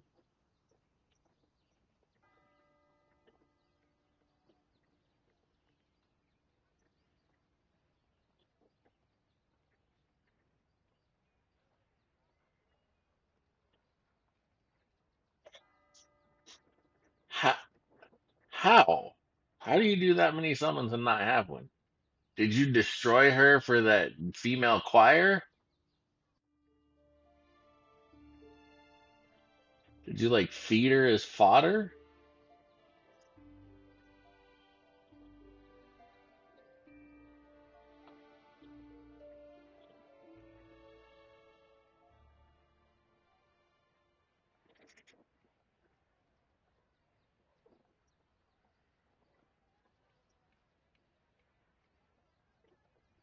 Nope, nope. So you, in all of the summons that you've done, all those bazillion summons you've done, you didn't pull a single female lion stone. I don't believe you.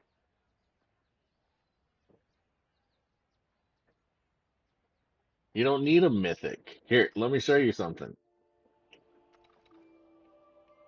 We must all stand together for Okay, Navaria. skills not affected by rarity. Okay, the stats on the skills are not affected by rarity. Let me show you. We must all stand together for Navaria. Here we go. Oh, they're all blue. That doesn't help. Who can I use here? Let me find somebody I'm not using. Okay, Good steel is beaten, but his never skill, broken. right, does 30%, and this is the epic. Now, if I look Good at a steel is blue, beaten, his but skill never broken. does 30%.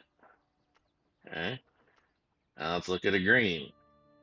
Good His steel is skill beaten, but never still does broken. 30%. Skills are not affected by rarity. And Lionstone's skill, what makes her so strong, what makes her S tier, what makes her literally the only champion that has been S tier since essentially the release of the game. I take that back. She was bugged at the release. Um, but that's the only reason she wasn't S tier at release is because her skill wasn't working properly. Um, increases all ally strength by mine is at 257%. You're leaving 257% damage off the board by not having one, and attack speed up for 20 seconds. And the key to this, okay, the key, if you read through this, this is not affected by her stats at all.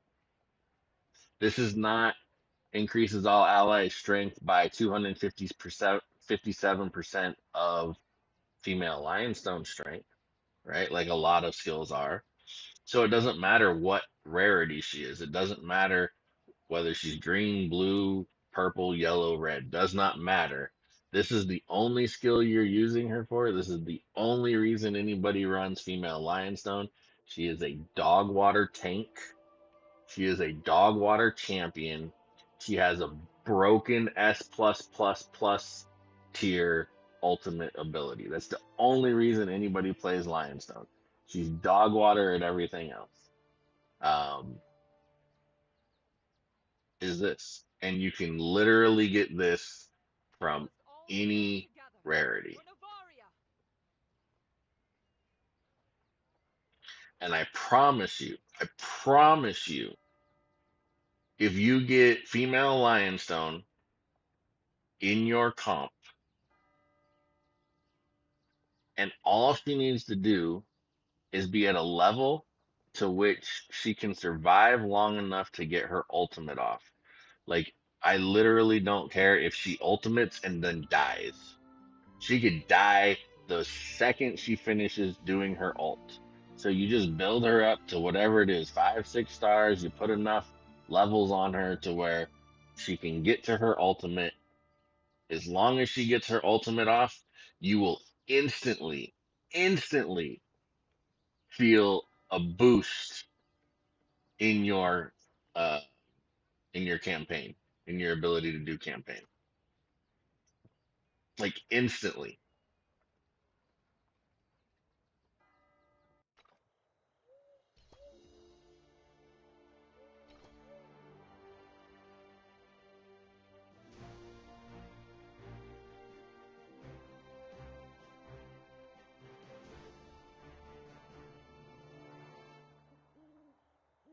Like this unfortunately, because it kind of in a way lacks variety, but it is what it is.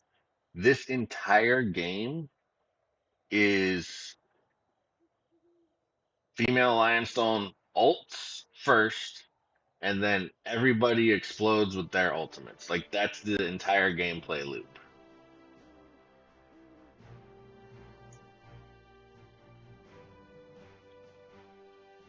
That's okay. Like you don't have to be a meta player, but you have to play female Lionstone.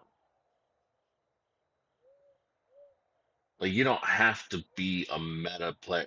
Like so you don't have to use or you don't have to use male water and sun. You don't have to use um like I totally get it. Trust me. I am a very against the grain, hate the meta, want to break the meta type person. But literally everything you do in the game, whether you're playing meta champions or not, what are you doing? Why are you going to go add vigor to your champions?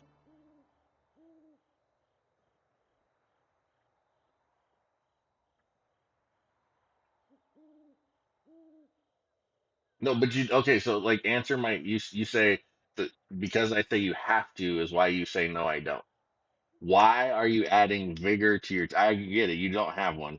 Go what you need to do is go to expedition and click this not expedition, exploration and click this button until you find a There's female something lionstone. about Like cause she comes out of here. Now, when I say that, don't go spend diamonds, just spend these things. But like, go find yourself a female lionstone, seriously.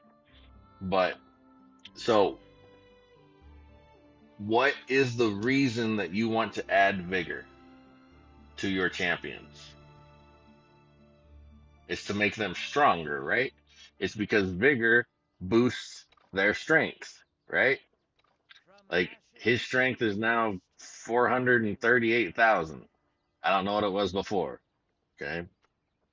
Um, Here, let me try something. Reset him down to level 1, 149,000 strength. Oh, I have him stacked. Hang on. Here's a level 240. Only 42,000 strength. Female Lionstone. Only 40,000 strength. Female, whatever, the Akuna. 28,000 strength. Like, these are all leveled up to 200s. And this guy, because of vigor, is 149,000 strength. Right?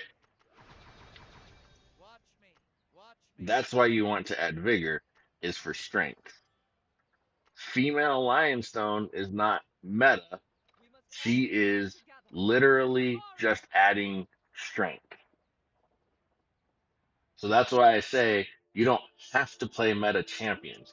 Like Male Water and Sun apparently is the strongest champion in the game. You don't have to play him. You can go find other comps. You don't have to play, if you want to play something not meta, go figure out a comp where the gun dwarves work. But female Lionstone is just more strength. Like she is vigor in the form of a champion. Because if you took that ultimate away, she has literally nothing else. She would be the most non-meta champion on the planet because she sucks at everything else. She's just strength. And that's literally what you spend all of your resources to do, is to give your champions more strength. And so no matter how against the meta you go, right? You could figure out a comp that is bonkers with some bad heroes. Like run him and her and her and her and all these champions that nobody else likes if you want to go non-meta. But no matter what you do, you can't overcome losing 257 or whatever percentage you're at. You can't overcome that by running a non-meta comp. Like that's just a fact. Like you're not running her because of she does cool stuff like freezes people and heals people. She's just more strength, and that's all you spend all of your resources to do, is get more strength. That's why I say she's a have to.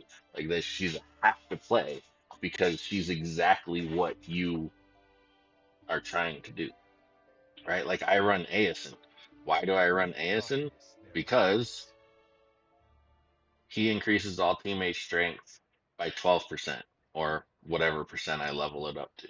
That's the reason I play him.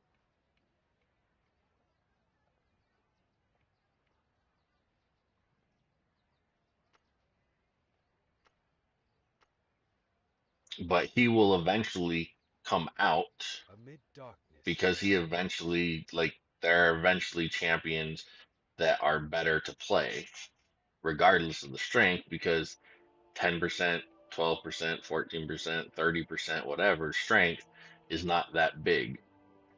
But female Lionstone at max, I want to say, is like 400%, 393%. You can't overcome that with any kind of non-meta anything. Like you're taking 400% strength away from your entire team.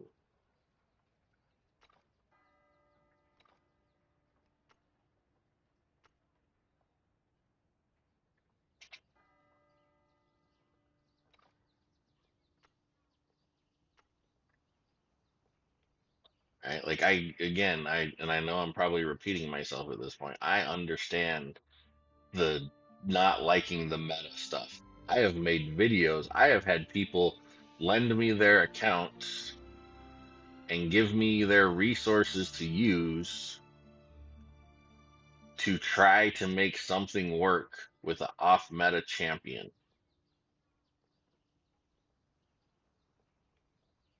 right? I, more so than probably most people, want I hate the meta. I am just like you. I don't like having to play somebody, but it just makes no sense to not play female line stuff.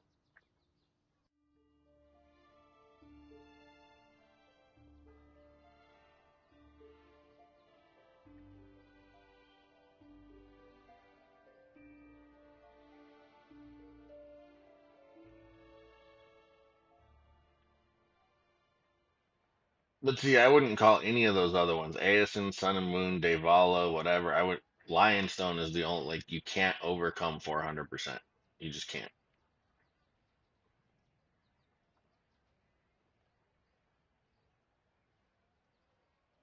right?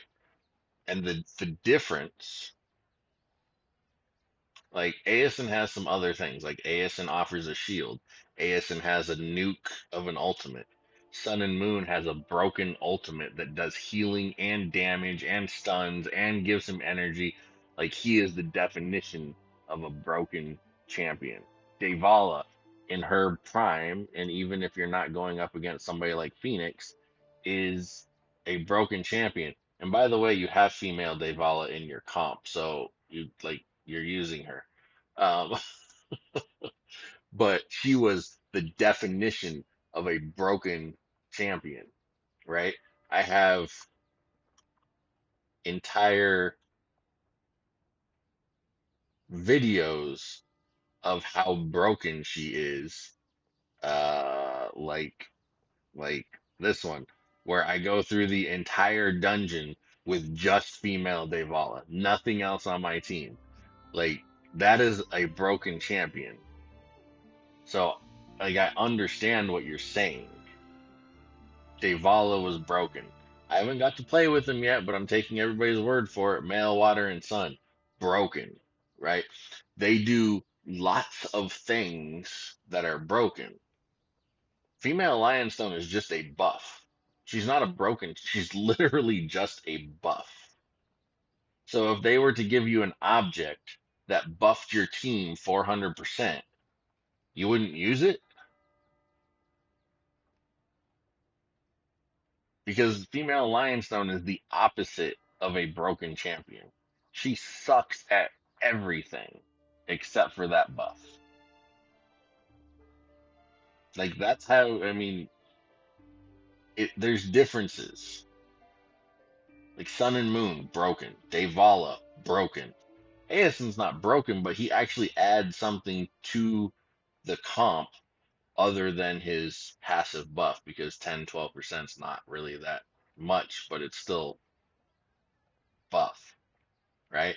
400% buff. Yeah. I mean, so, but yeah, like I've made videos on how broken things are. Here's the video where somebody said, "Hey, I got a whole bunch of bouquets and rings, and I want you to pick an off-meta champion. I don't care which off-meta champion you do. I want you to fill them full of vigor with my resources on my account and see if you can make them work." And I tried with male Ugrel. Like there's a video where I did it. Like I don't like the meta, but like I mean that's really the only way I can explain it. Um, like I understand like feeling forced you have to play, and I've said it in videos. I hated like now that she's kind of gone, I kind of miss her and the stuff that she was able to do. But I hated having to play female Devala, and I hated that the matches basically boiled down to whose Devala would ultimate first. Um,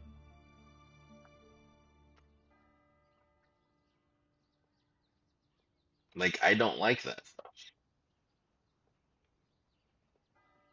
At the same time, I also do like the broken stuff. Like, I mean, it was also fun taking 100 vigor female Devala and just annihilating entire teams 1v5. That was fun, but I didn't like I felt like I had to run female Devala.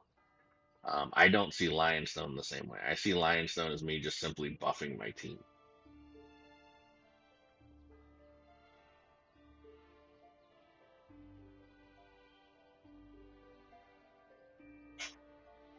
Okay. I mean, that's fine. You're right. It is absolutely your choice at the end of the day. Um, but earlier you did say, what was it that you said? There is something definitely wrong with my team because I can't get past 1354. You're right. There's something definitely wrong with your team. It doesn't have 300% buff.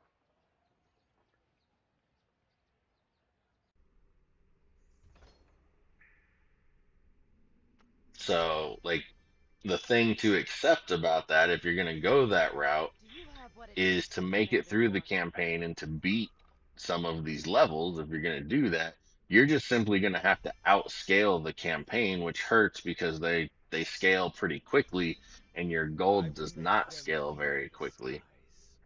Um, which is why, you know, I I essentially spend all of my time trying to figure out which compositions will Not punch before up you above die. their weight. But if you're going to leave 400% buff on the board and not use it, then you're just simply going to have to make your team outscale the other team.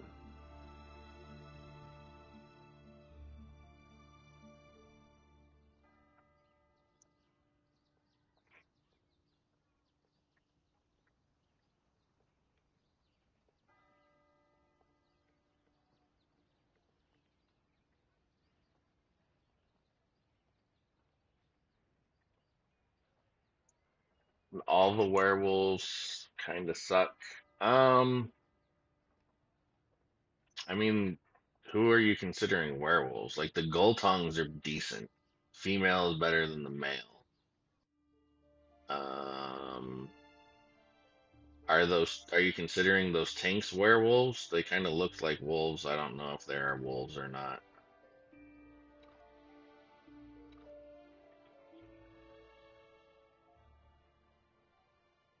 The male likeness is trash.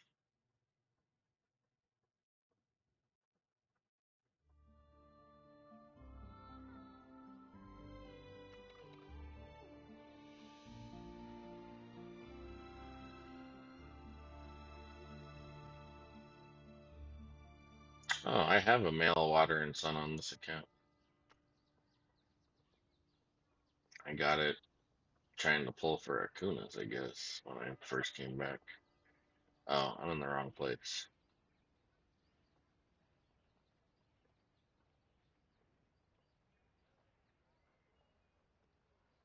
Are these things werewolves?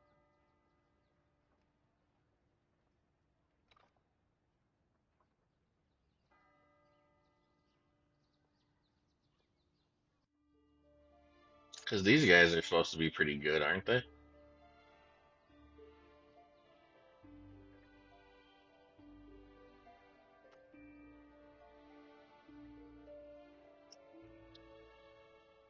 And you're not the first person I've heard say I want to make an all werewolf team, but we didn't have those tanks in the game at the time. I heard it before, and so like we don't even have enough werewolves to make an all werewolf team. But if those tanks are werewolves, I don't know what the backstory is. They look like werewolves.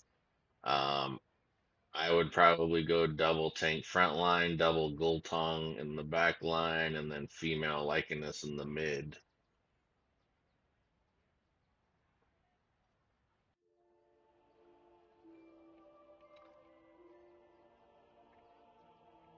I mean, these definitely. I guess the no, they definitely look werewolfish. Somebody might argue they're lions because of that, but that's definitely a wolf. That's not a lion. That is not a lion. I don't want to hear anybody tell me that's a lion. That's a wolf. So yeah, I mean, if I were you, I would put these in quote unquote werewolf comp.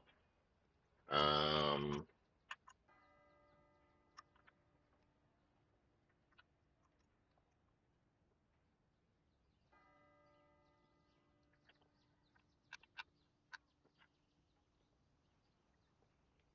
and I mean, this tier list says the male is S tier and the female is B tier.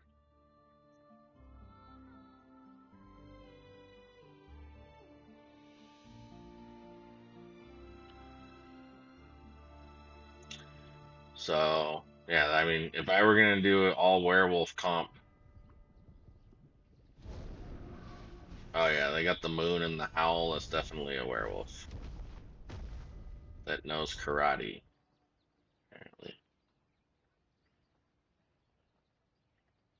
So yeah, I would definitely.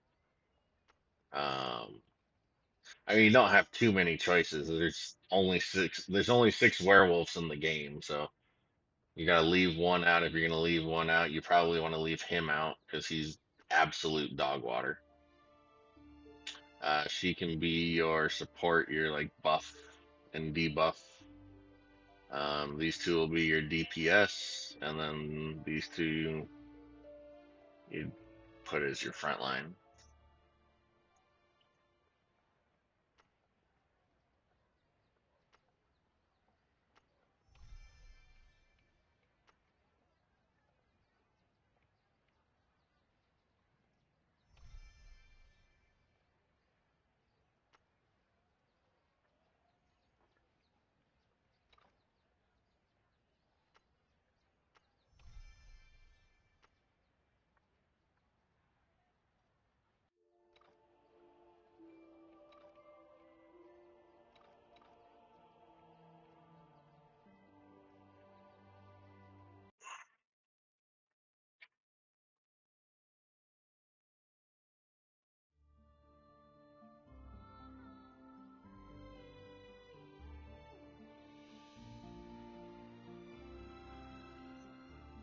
Oh, I had 30 of these in here. What the Jiminy Crickets?